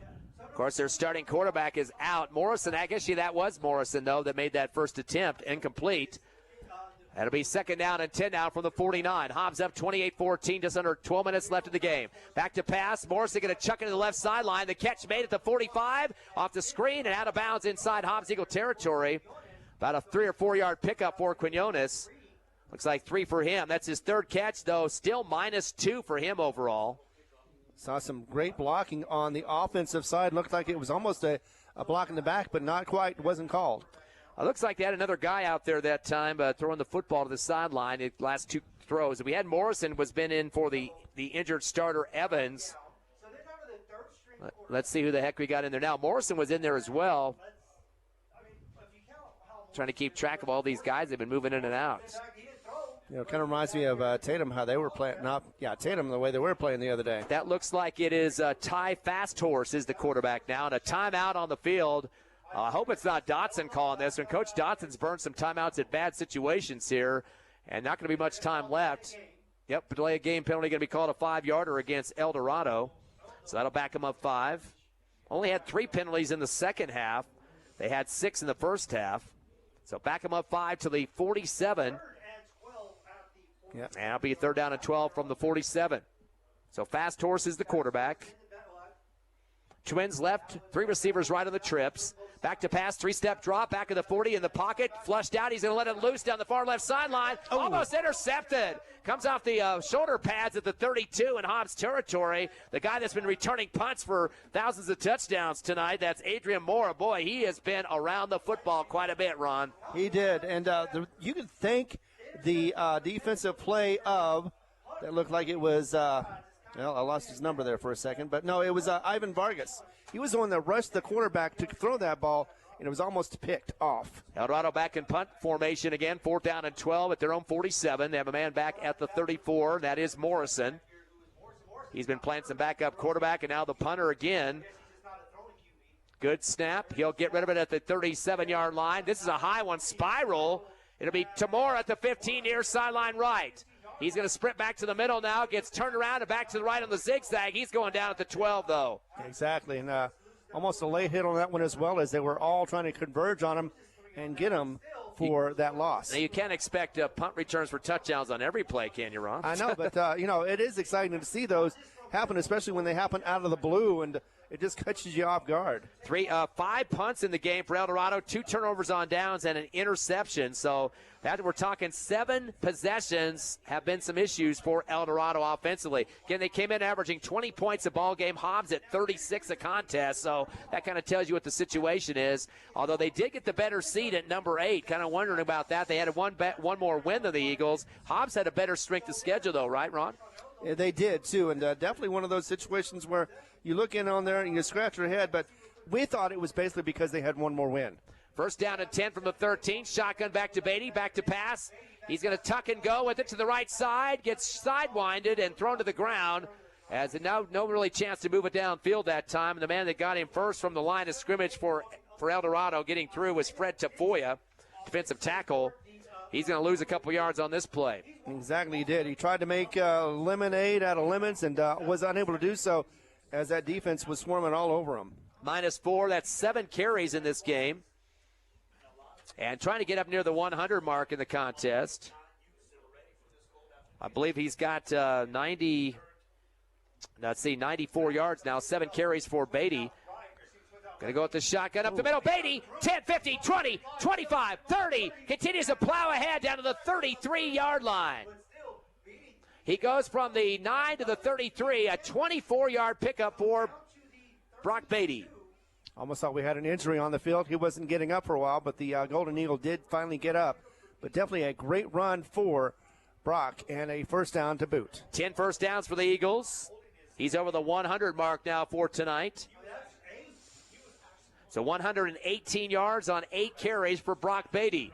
Changed to 10 first downs for the Eagles. They have it now at their own 33-yard line. Clock down to 10:33 left. They're trying to reset the clock here. Get that reset. They're trying to raise the roof. Yeah, they're going to roll the clock here. The Whitecap does. They're going to send 2 receivers left for the Eagles, one to the right side, which is Justice French in front of the Eldorado bench. Shotgun to Beatty, 2-step drop, back to the 25, fires the out route, caught by French at the 40, tiptoes up the sideline, 45, and brought to the 49-yard line.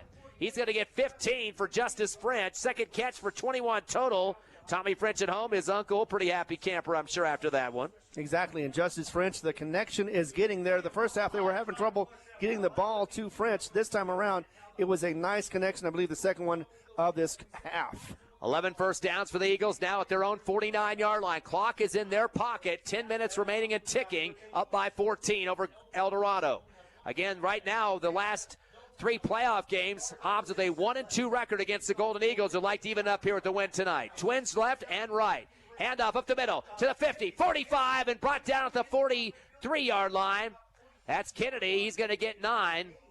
And another player down for a moment trying to get up. Finally does, but looked like he was struggling a little bit to get past that. And that was the Golden Eagle known as Jackson Fisher. They're going to say Kennedy went down a little sooner than what I thought there. 8 yards for Kennedy.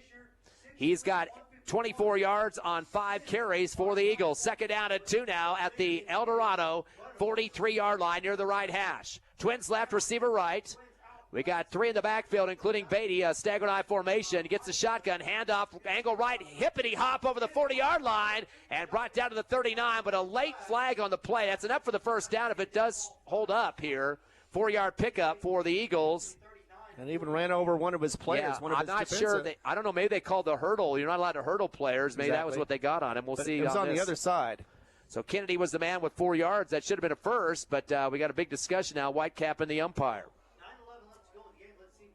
So, yeah, let's see what this penalty is. Now, you're allowed to walk over some. Nope, they got a hold penalty against the Eagles, so a 10-yarder going to be chopped off against him.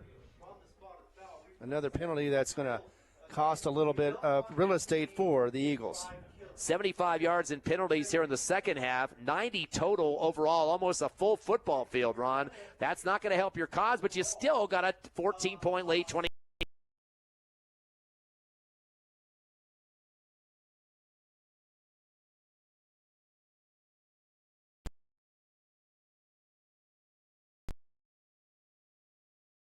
Well, for the Eagles, 9:09 and now ticking as they reset the clock here in the fourth quarter. 28-14 Hobbs. Hobbs looking to the sideline, trying to get the play call here. They send 2 receivers right, 1 to the left side. Back with 3 in the backfield now. And ready for the shotgun is Beatty. Slaps his hands together, fakes a handoff, 2-step drop. He wants to throw, stays pocket. He's getting bounced around, rolls right, throws it on the slant over to the near side, and caught by Kennedy. Actually kind of a fade to the right sideline, not a slant. That's going to be about a 4-yard pickup. Good job of coming back to help out his quarterback, who was getting a lot of pinball action in the backfield, unfortunately. Yeah, but he had to, Brock had to pick himself up off the ground, but doesn't look like there was a late hit on that one. Still, though, looked around, tried to find a run, still couldn't do that, so got a receiver that was found himself wide open for about a 5-yarder. And definitely Brock was happy to see him. He threw it quickly to Kennedy. 3 catches for 38 yards in the game, including a 29-yard reception for a touchdown for Kennedy. 10th reception of the game for the Eagles. 3rd down and about 6. They'll be at the Eldorado 47-yard line on the right hash. Twins left, receiver right, back with 3 in the backfield. Beatty gets a shotgun, fakes it to his tailback, tucks it, goes, heads right to the 45, breaks a tackle, continues forward and dropped to the 41. He's going to be very close to the first down. Not sure if he knew where the stick was on that. He gets about 6.5, needed to get 7 to the 41. It's close, Ron. It is close, and the thing was he went one way, his runner went the other way, so instead of being able to hand it off, he ended up having to go ahead and run it. And, yep, he got the first down. 7-yard pickup for Beatty, still over the 100-yard mark. That will be the 12th first down for the Eagles. That's what they needed right there. Like I said, even if He's got 123 yards so far on 9 carries. Again, the 12th first down. Hobbs now at the 41. They're going to take as much time as they need to run some clock here. Down to 7:20 left in the 4th. Eagles up 28-14 over Eldorado. Number 8 seed is being upset by number 9 Hobbs with a big road trip from Lee County, New Mexico. Shotgun back to Beatty at the 49. He turns. He gets wrapped up from behind. He's going to go down in the backfield. 5-yard loss in the backfield. Big bear hug from behind and kind of howling after he makes that sack in the backfield. That was Dawson Buhler, the defensive tackle senior for Eldorado. Loss of 5 on the play. And that was unfortunately just one of those breakdowns, trying to get something going and instead had to eat it for that loss. Of course, Beatty didn't see it coming. He was looking right, and the guy coming from the left side that time, Buhler, to put him down to the turf. Second down and 15 now for the Eagles at the 46 of Eldorado on the right hash. 6:35 and ticking here in the 4th. 14-point lead for Hobbs. Of course, the Eagles came into this game with a 6-4 record. Eldorado at 7-3, probably why the only reason they got one higher seed at number 8 in the playoffs. Trips right, receiver left, and a timeout's going to be called. Coach Stevens wants to talk to his troops, and they want to make sure they can continue to move the football down the field to keep that clock moving and keep that 14-point cushion in their favor. 6:20 left, 4th quarter, 28-14. Hobbs over Eldorado, back in 60 on the Hobbs Eagle Network. Lasco Construction is a proud partner in education in Lee County. Lasco Construction is your hometown construction company. Lasco Construction encourages you and business owners to support Tatum, Jow, Lovington, Eunice, and Hobbs businesses. Buy as much as you can locally, which is why Lasco Construction always supports the youth of Lee County. Lasco Construction supports you. Call 393-9161 for all your construction needs. Support your community. IPS Incorporated is a proud member of this community. IPS is the turnkey solution in the oil patch. One call to IPS for your upstream and midstream solutions comprising of dirt work, electrical, pumping, and crane service, plus your automation and control is all handled with one call. One call for every aspect of your oil and gas project. Google IPS Hobbs or simply call 393-1417. IPS, the turnkey one-call oil and gas company. Second down and 15 from the 46. Eagles handoff around the right end. Kennedy sees a stop sign, tries to cut back, and then continues up the near right sideline. Gets back to the original line of scrimmage, hopefully there. That's a 5-yard pickup. And that'll bring it to the 41 of Eldorado. And he keeps in bounds to keep the clock running. Good decision on his part. Amarian Kennedy in front of the Eldorado bench. Exactly. He was behind his blocker. He was hoping to get a little bit more, but still, the main thing was he didn't want to get out of bounds, and that's the goal. And, of course, he got the 5 yards to get back to the original line of scrimmage. 6 carries for 29 yards for Amarian Kennedy. Going to bring up a 3rd down and 11 from the 40. Looks like the 42 they're going to mark it. On the right hash. Hobbs will send 2 receivers both sides of the football. Shotgun back for Beatty, has one to block for him. That's going to be Kennedy. Steps up in the pocket, gets wrapped up on his ankles, tries to throw it out to the left flat, caught at the 35, 30, 25, far sideline, and sliding to the 20. That'll be a first down pickup and then some. 22-yard pickup for the Eagles, just waiting in the left flat and making the catch and getting the first down. Beautiful job to help out his quarterback, Braddock Beatty, the brother of the quarterback. That's what a good receiver does. He comes back and makes sure that he is open. Braddock was wide open for that one, and Beatty was actually in the grasp, about to go down, but is strong enough to be able to hold on and throw that ball accurately as well. 2 catches for 39 yards for Braddock Beatty. That is the 13th first down for the Eagles. They'll have it at the Eldorado 20-yard line in the left hash. And notice he slid home at the last second there just to keep himself in bounds and to make sure that clock will run. 5 minutes left in the game. 28-14 Hobbs. Left receiver will 2 to the right side. Dodging and darting in the middle comes Kennedy. 20, 15, 10, 5, touchdown. Amarian Kennedy, a 21-yard rush for the score in the left side of the end zone and puts the Eagles up by 3 TDs. And a back-to-back for Kennedy. Just scored on the previous, and now he's doing it again on his feet. And he definitely had a lot of help, but zigzagged around, wasn't even touched much. Got in for that nice 6 points. 29-yard reception for a touchdown here in this game, and now a 21-yard rush for a TD. And hopefully adding some icing to the cake here is Jaden Taylor for the PAT with the hold coming from Benton Lee. 4:51 left in the ball game. Hobbs extending their lead to 20, now hopefully 21. Good snap, kick is up, and the kick is good. Again, 4:51 left in the 4th. Hobbs 34, Eldorado for 35, Eldorado 14. Come back with us in 60 seconds. Well, the Eagles punch their ticket to the quarterfinals. Looks pretty good right now. As Lee County's largest independent insurance agency, Lavelle Insurance works with a large number of insurance companies. They'll do your comparison shopping for you, guaranteeing you the very best price on the very best coverage for life, health, auto, retirement planning, commercial or personal insurance. Lavelle Insurance offers innovative solutions to protect your assets, goals, and future plans.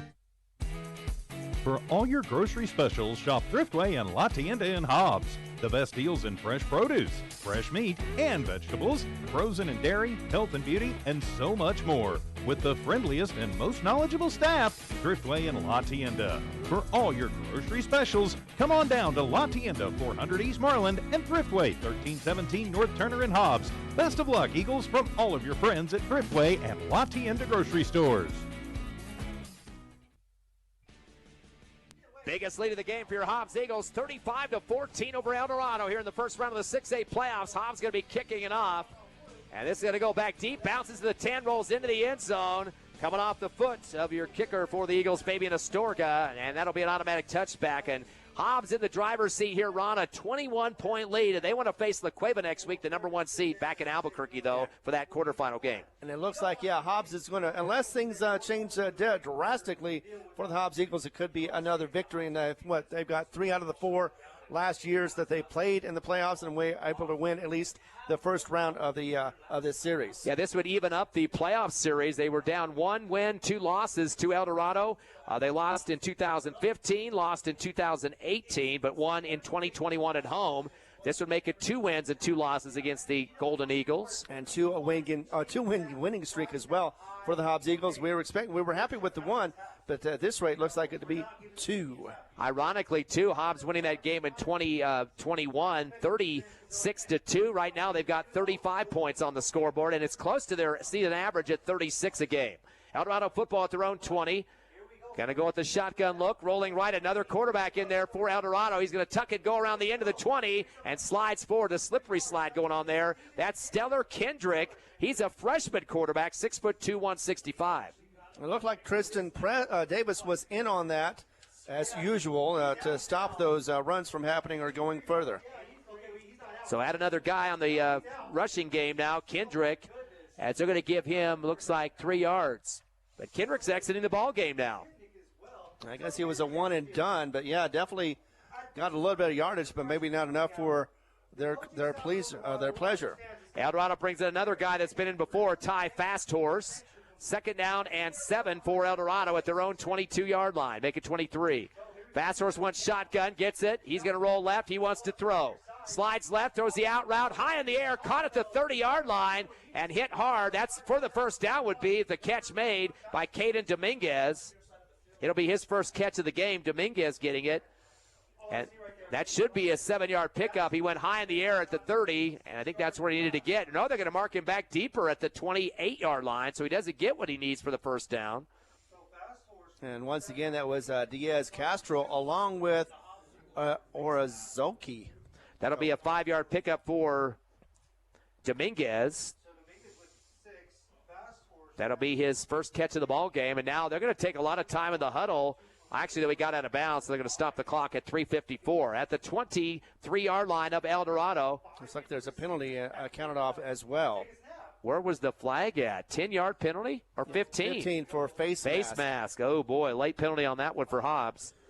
Hobbs has really gotten tons of penalties, 15-yard variety. 4 15-yarders in the second half as they hit past the full field mark of 100-plus yards on penalties. Moves the chains for Eldorado, make it worse. 15 penalties now, or 15 first downs, I should say. Shotgun from the 43. Back to pass. He's going to throw it down the middle. It's intercepted at the 35. Right across the 40, 45, 50, 45. Stretching it out to the far left to the 40. Gets a block. 35, 30. Down to the 28, to the 25, breaking tackles all over the place. The Hobbs Eagles probably going to put this game in the books off the INT from Gustavo Diaz Castro. And he was at the right place at the right time, was able to catch it and get it about, 40 yards the other side. Went from their territory to, of course, the Golden Eagles territory. So, definitely a great field position as well But with 3:32, Hobbs really doesn't need to score, but maybe they will. Who knows? So INTs, that's the second of the game. Huff got the first one. That was in the first half, and Gustavo Diaz-Castro gets number 2. Other than that, Hobbs really shut down a lot of the series for Eldorado. They've had 5 punts, have the Golden Eagles, 2 turnovers on downs, those 2 INTs as well. So Hobbs now in territory to try to score again at the 24 of Eldorado. 4 in the backfield. Beatty's going to give it up to the front man, the fullback to the 25. Stunner steps and tries to cut back up the middle. That's going to be a loss of about a yard, it looks like. And get kind of backpedaled that time was Seamus Wright. Yeah, it looks like he brought down by 2 guys. He was trying to get a juke to the left, and then he went trying to go again another direction, just got caught, and his feet were, of course, once they were locked up, couldn't run anywhere. 11 carries for 27 yards for Seamus Wright. Loss of 1 on the play, second down and 11 now. From the 25. Eagles is going to run some clock with 3 minutes remaining. They lead Eldorado 35-14 here in the 4th.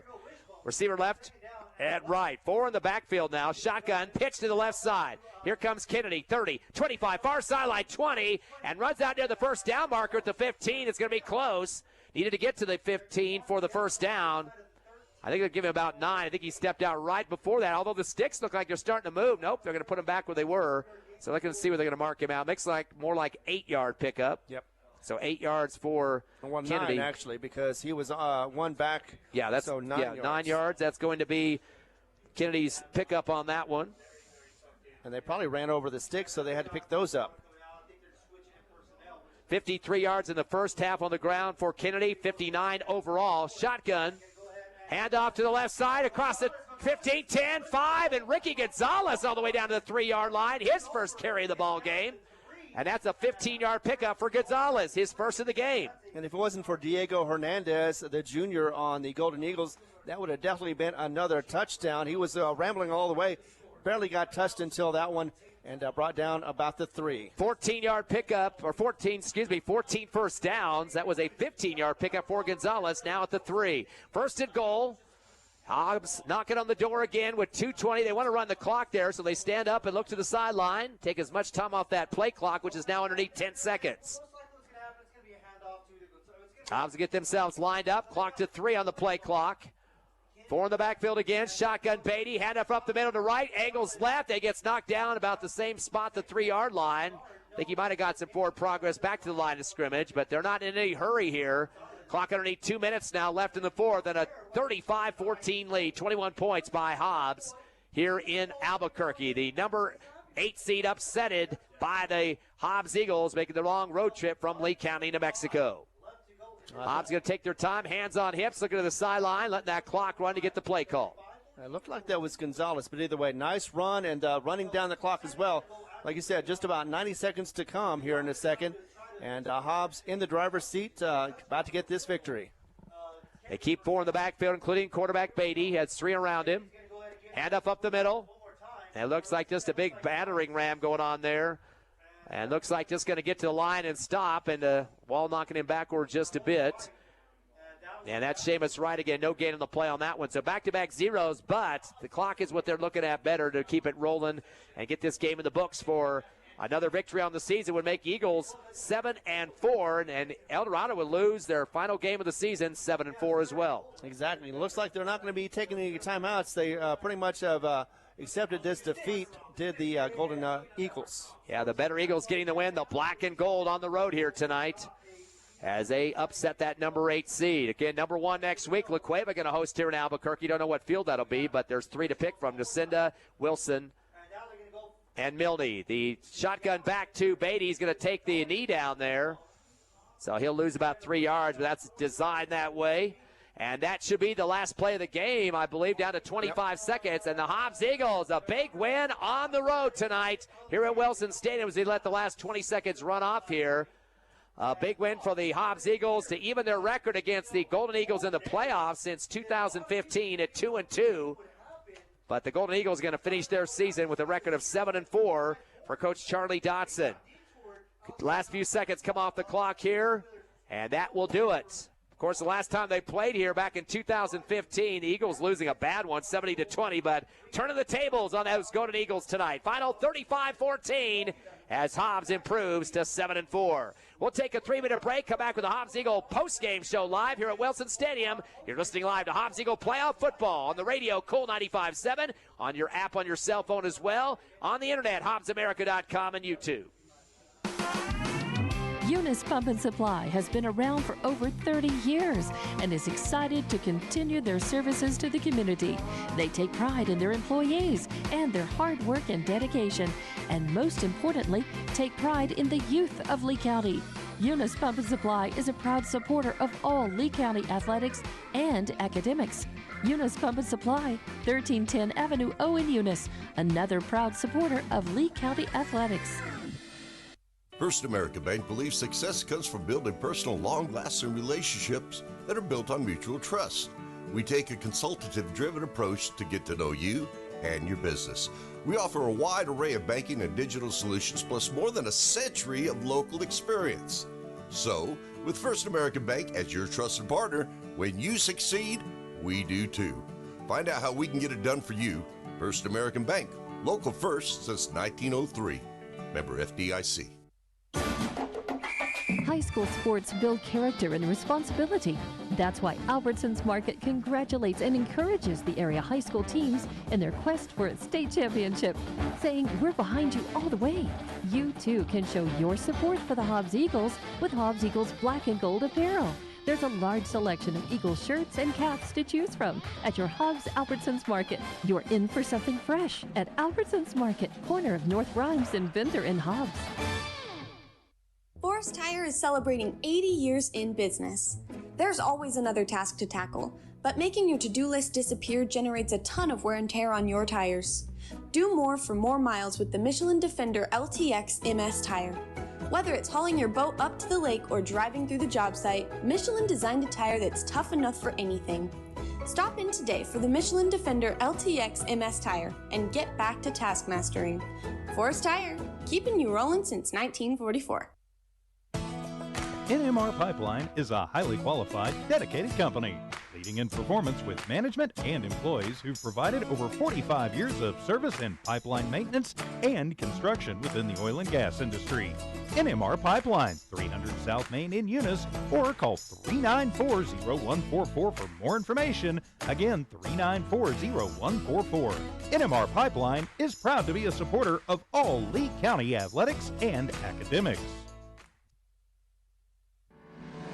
Nothing beats the feeling of fast internet. When the videos load instantly, the learning never lags, and you stay reliably connected to the people you care about.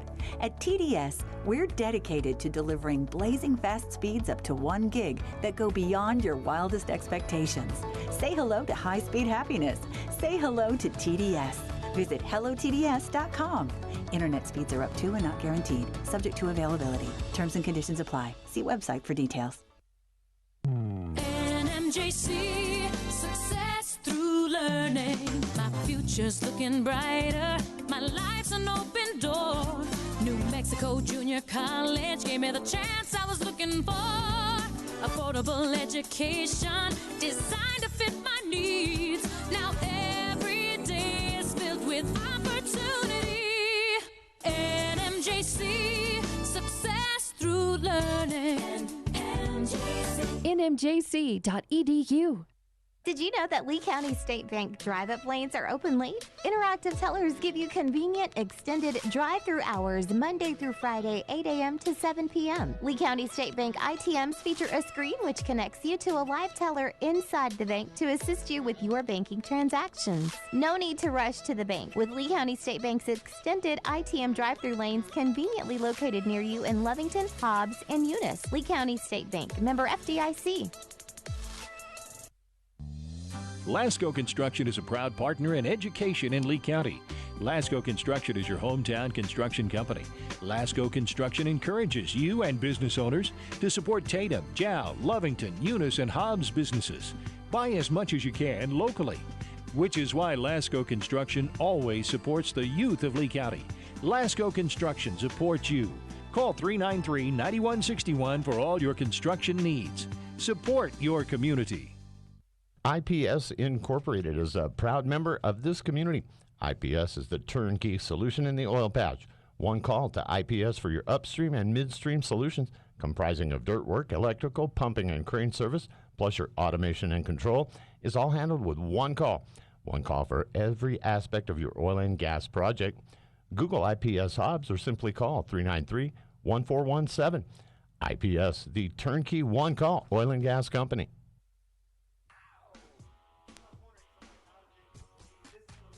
Welcome back to the Hobbs Eagle Postgame Show, live on the radio, Cool 95.7, your app on your cell phone, HobbsAmerica.com, and YouTube on the internet. Ty friend Ron Gunner with you. Evie and Tiffany Stuber back at the station tonight. Ron, the only game in town for Lee County teams. All five made the playoffs. Right. Hobbs gets a 1-0 record for the Lee County squads, 35-14, 21-point win over Eldorado, the number 9 seed, upsetting number 8 on the road in Albuquerque. And maybe this will inspire all the other teams to do the same thing. Jallo, though, is going to be a tough one, but everybody else, they do have the opportunity to be able to get in this and get further in the playoffs. But Hobbs facing La Cueva Bears next week, that is not going to be an easy contest for anybody. Of course, La Cueva was the number 1 seed, but also had a bye this week. Also Centennial, Volcano Vista, and Cleveland are the 4 teams that have byes. They get home games next week. And we've been told that Wilson Stadium here on Monzano High School's campus will be the host game again next week for that game. I don't know if it's going to be Friday or Saturday. We'll have to wait and see on that. But, Ron, let's talk about some of the numbers. First of all, some bad news for the Eldorado squad. Of course, they lost one of their starting running backs in this game, Quintana. He had come into the game in the first quarter, 6 carries for 34 yards. He had 1 for 12 to start the game, and it looked like he was having some success out there. Went down with an injury, left, I think it was, midway or late in the first quarter, did not come back the entire game. But he's not the leading rusher on the season. That is Quinones. Quinones was the guy that had 379 yards rushing this season, so he got put back in that position and finished up the game as a top rusher, 15 for 90, and had a 44-yarder in the contest, his biggest run of the game, but also had a rushing touchdown for 2 yards. So Quinones did step up with the in that slot, in that tailback position. So he was about their main go-to guy in the running game. A couple other guys did get some positives. Quintana finished up with 34 yards. Again, he's the guy that went down. Right. Williams coming in, too, kind of a taller kid out there, 9 carries for 27 yards. They had Rodriguez 1 carry for 3 and Kendrick 1 carry for 3. A couple other guys with minus carries in the contest. But 153 rushing yards for Eldorado, thanks mostly to Quinones, who had to step up big after one of his other fellow running backs went down early. Yeah, and that was the sophomore that went down, so the senior had to step in, was able to do so, but could not get all the way across for the finish line. But he did pretty well, considering as how the play looked like it was going to be Quintino going to be the main runner. Like you said, he was running well for the first bit of game, but unfortunately that injury slowed the offense down for the Golden Eagles. Passing game, they finish up 42% completion, which is a little bit higher than their normal average of 40% on the season. Eldorado went 8 of 19 in the passing game.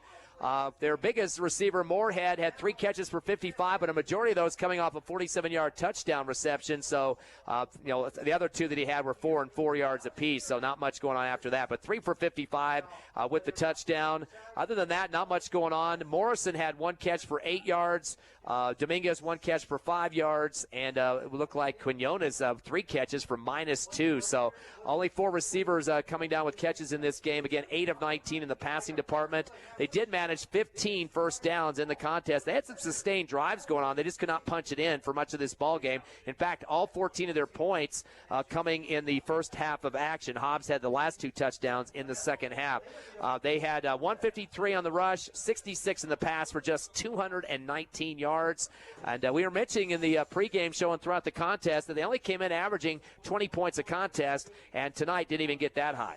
Exactly, and the other thing we talked about was their higher than average interception rate. We had one of the first quarter by Aiden Huff who got it, and then in the second half it was all about that interception from Diaz. Castro was able to run it across too and make some good yards, but of course by then it was near the end of the game. But yeah, 2 interceptions for the Golden Eagles, and that pretty much sinks their playoff possibilities to go on to the next round.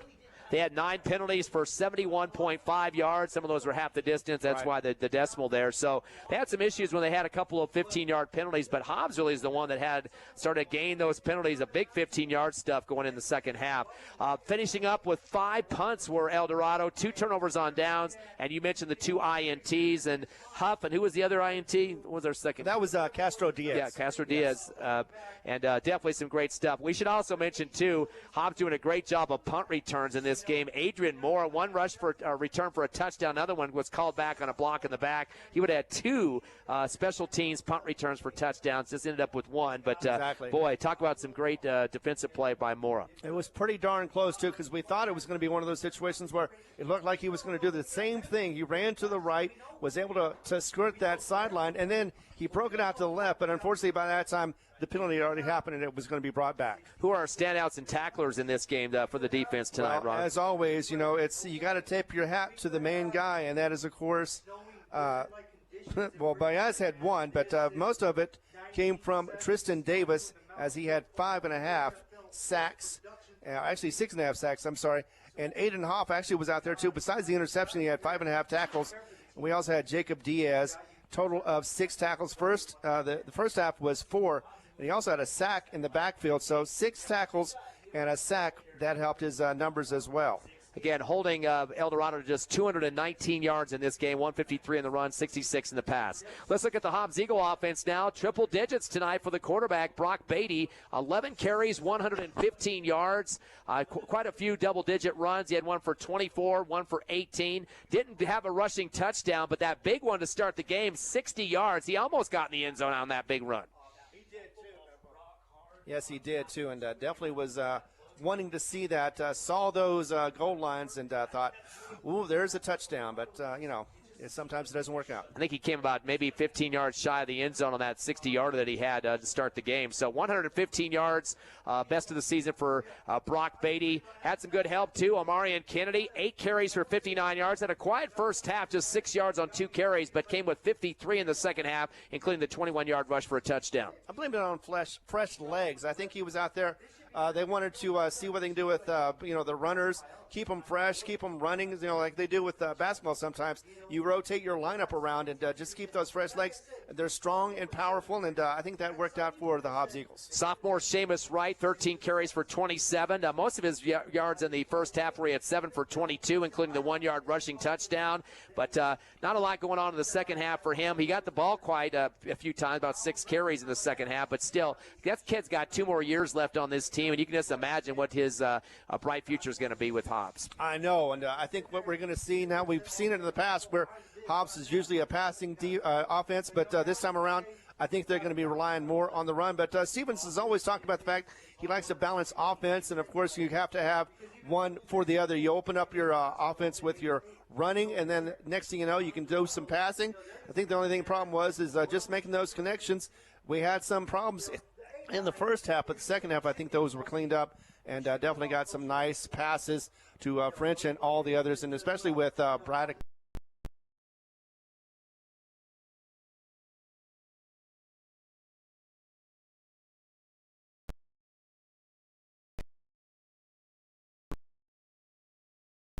Unofficially, so over the 200 mark in the contest, and more than half of those from Beatty, of course, at 115. So some good numbers for him. Hobbs Eagle passing game, 11 of 18 in the air tonight. One guy getting 3, the leader, that was Kennedy. Amarian Kennedy, of course, last week had those 4 rushing touchdowns against Carlsbad. Tonight, 3 catches for 38 yards, and he had the 29-yard reception for a touchdown. So definitely this guy's really coming on here right when you need it when the playoffs hit. And I love the fact that they know how to utilize their players. They've been through the whole season now. They know what Kennedy can do. They know what every player can do. And Kennedy with those 2 touchdowns at the end of the game, of course, that adds on 6 total for the last 2 games. Kennedy's looking strong as we continue in the playoffs. So he is definitely a big factor. Also, Beatty, Braddock Beatty, the brother of Brock, with the connection there, Beatty to Beatty. 2 for 39, 17 and 22 yards for 2 of his. We mentioned Justice French had 2 catches for 21 yards. Henry with 2 catches for 7 yards in the game. Rodriguez pulled down a catch for 20, and it was Seamus Wright, 1 for 16, which was his touchdown. Exactly, and once again, Hobbs being able to spread that ball around and be able to get it to as many of the offensive players as they can. and just keeping the defense guessing. That is what they do. That's their bread and butter. And finally, one other guy. No, actually, that's it. They had a total 6 receivers making catches. 3 for Kennedy, two apiece for Beatty, French, and Henry, and then the 1 for Rodriguez and Wright. Again, 11 of 18 for 141 yards in receptions in this one. 357 unofficially total offense for the Hobbs Eagles in the contest. The problem was the penalties. 105 yards in this game, and that's a whole football field plus. Right. So that kind of hurt you, especially in the second half. Hobbs racked up 4 15-yard penalties in the game. Some PIs, some roughing the punter, those type of things that kind of hurt them. Exactly. That one actually was called running into the punter, so they didn't actually get him a 15 on that one. But they had a personal foul. Yeah. So some stuff you don't want to have happen to you in a game that you're winning straight off, off the top. You don't want to have real estate taken away against you for silly stuff. And 105 yards, definitely a problem. But they're on the road. They're in Albuquerque, so it's kind of tough to deal with some of the handkerchiefs. But at the same time, both teams have to deal with handkerchiefs. And the cold as well. But, yeah, I believe if I was Coach Stevens, what I'd say is great game. But you know what? Clean up on those penalties. The first half was good. Second half looked sloppy. And I know sometimes it's really difficult to be able to avoid those PIs, especially when you have your wide receiver in front of you and you're trying to block him and he stops running and you run over him, and that becomes a PI. So you just got to watch where you're going, watch where you're at, and anything else, just watch to make sure you can see the ball and go for it, so that way at least you don't get the PI call. Hobbs punted 3 times in this game, did have a fumble and an interception, so 2 turnovers in the contest. Once again, they had 14 first downs in the game as well as the Hobbs Eagle offense started to progress, especially in that second half to put the game away, 35-14 the final. So Eagles getting the win as they get their record up to 7-4 on the season, and they head into the game next week here in Albuquerque, another road trip from Hobbs. They take on number 1 La Cueva, who is 10-0 this season. They beat Eldorado back on October 4th, 56-7. I know, and that if that indicates anything at all, it's going to be a tough one for Hobbs, but it is definitely going to be a little warmer. It looks like it's going to be about 57 degrees from what the weather app has told us. Another team they beat in the top 4, Volcano Vista, 21-0 to start the season. So that was back on August 23rd. That's pretty impressive, being that's one of the top 4 teams in the state. Beat Los Lunas, another playoff team. That was a basketball score, 63-31. And those are some of the key wins for them. But again, 10-0 record, just continue to dominate this season. And, it's just, the fact of the matter is the Cueva is a stellar program over the years. They know how to take care of business. Very well disciplined. Last year, I think they had one of their games was forfeited, but they still came back and went far in the season as well. So, that kind of tells you that, it's kind of a rebuilding year. Every year they get new guys on the squad, and they take care of it. Exactly. You've got to know what you've got as far as talent, be able to utilize it, just like Hobbs has done tonight. And La Cueva, of course, has already done that. That's the reason why they are number 1, and definitely going to be tough to get past. But if Hobbs can do it, then that pretty much sets their goals for the championship. We haven't had one since 1972. And just to mention real quickly on La Cueva's numbers this year, they scored 461 points, only gave up 122 in their district. Again, they were undefeated at 7-0. They had 356 points and just 77. So they're the number 1 seed. Of course, Centennial second, Cleveland third, and Volcano Vista fourth. They had byes tonight this week, and then they will have their home games next week. So Hobbs, though, picking off a number 8 seed, 9 versus 8 in this one, again, 35-14. Haven't been told what day for sure on the game yet. Of course, they have 3 fields that they use prominently for playoffs, of course. Wilson Stadium, which you used tonight here at Monzano High. They also have Milne Stadium, the newer stadium of the 3, and then one final stadium as well that they can use. But still, that's going to be kind of a crapshoot. I think they were telling us that they think it's going to be at Wilson, but we're not sure which day, Friday or Saturday. Exactly, and of course we know the other playoffs that are going to be happening tomorrow, and one of them is going to be Tatum versus Mesilla Valley. Mesilla Valley, and that's going to be in Hatch, and that'll be at 4 o'clock in the afternoon. That had changed. It was at 1 o'clock, but they moved it to 4 o'clock, so that's a different time. But looks like unless things change, it will be played at that time. And that will be on HobbsAmerica.com, of course, on the Noalmark Broadcasting Station. Lovington Wildcats at home tomorrow. Exactly, and they're going to be facing, once again, I believe, there was Roswell that faced them in the last week, but it is going to be Goddard, the Goddard Rockets, and that should be interesting, too, and it will be hosted by the 6-4 Lovington Wildcats, and Goddard, though, coming in at 2-8, so it doesn't look like that Lovington's going to get a whole lot of a challenge. But then again, you never know what's going to happen with a game.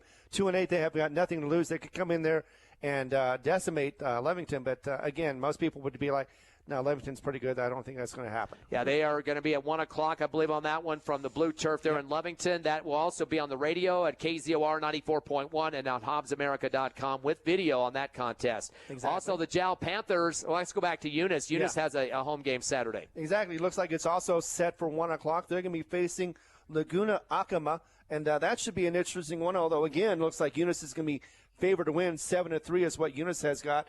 And Laguna Acoma, say that right, and that's going to be a 4-5 record. So a losing record coming in against Eunice, usually that doesn't bode well against the opponent. Yeah, defending state champs, of course, Eunice Cardinals. And, again, that will be at Eunice Stadium tomorrow. Was that 1 o'clock as well, right? That is set for 1 o'clock last time we checked, and it doesn't seem to have changed. Yeah, the weather's not going to be snowing in Hobbs. HobbsAmerica.com on that one for the Eunice Cardinal broadcast. But last but not least, of course, the Jal Panthers were supposed to be in Raton. They got the brunt of the snowstorm up here, up to close to 20 inches possibly by the time tomorrow. So they rescheduled that for Monday at noon, and you'll be definitely on that game, Ron. I don't know if I'm going to be able to make that one. We'll see. But Jal will play at noon on Monday, taking on that team Raton, right on the border there to Colorado. So you know there's going to be some snow around the area. And, yeah, there is going to be so. In fact, they said that was the one of the biggest snowstorms they've had in 4 years. In fact, one of the resorts was talking about the fact that they were able to open without doing powder. It was just fresh snow.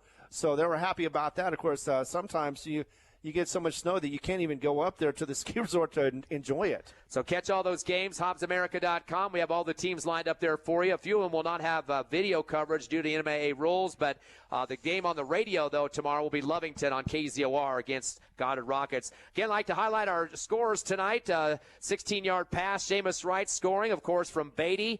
Wright also got a rushing touchdown, 14-0, to make the game a big blowout at the early parts of the contest. Also, it was Adrian Mora with the 95-plus punt return for a touchdown. He got the 21-7 lead in that case. Omarion Kennedy, a 29-yard pass reception from Beatty, made it 28-14. And last but not least, back-to-back touchdowns for Kennedy, a 21-yard run for the score to make it 35-14. Eagles get the win by 21, improve their record to 7-4 on the season. Ron, tell us about those sponsors of Hobbs Eagle Playoff Football. And once again, we're very thankful to the following: Lee County State Bank, Lasco Construction, IPS, LECO, Lavelle Insurance, Thriftway, First American Bank of Hobbs, Eunice Pump and Supply, Albertsons Market, Forest Tire, TDS, NMR Pipeline, XL Energy, and NMJC New Mexico Junior College. Once again, next week, not sure what day it'll be, Friday or Saturday, but we will have coverage for you on HobbsAmerica.com. And, of course, on the radio, Cool 95.7, and on YouTube, the Hobbs Sports Channel. Again, 35-14, the final. Your Hobbs Eagles victorious at Wilson Stadium in Albuquerque over Eldorado. Thanks to Tiffany and Evie Stuber back at the station. For Ron Gunner, myself, Ty Friend. We're going to try to get back under some heaters here. 30 degrees here in Albuquerque. Hope you're having fun there in Lee County after a big win over Hobbs and a hot victory over Eldorado. Have a great weekend out there. Thanks for listening to Hobbs Eagles Football on Cool 95.7. Tonight's game was presented by First American Bank Hobbs, Eastern New Mexico University, Eunice Pump and Supply, NMR Pipeline, MECO Services, and Hobbs Express. Eagle Football is also brought to you by Lasco Construction, Devon Energy, MECO Companies, Divine Energy Services, Thriftway, and Master Plumbers. This has been an exclusive presentation of Cool 95.7, Noalmark Digital, and One Radio Square Sports. Now, back to the greatest hits of all time on KLEA Hobbs Lovington. Cool 95.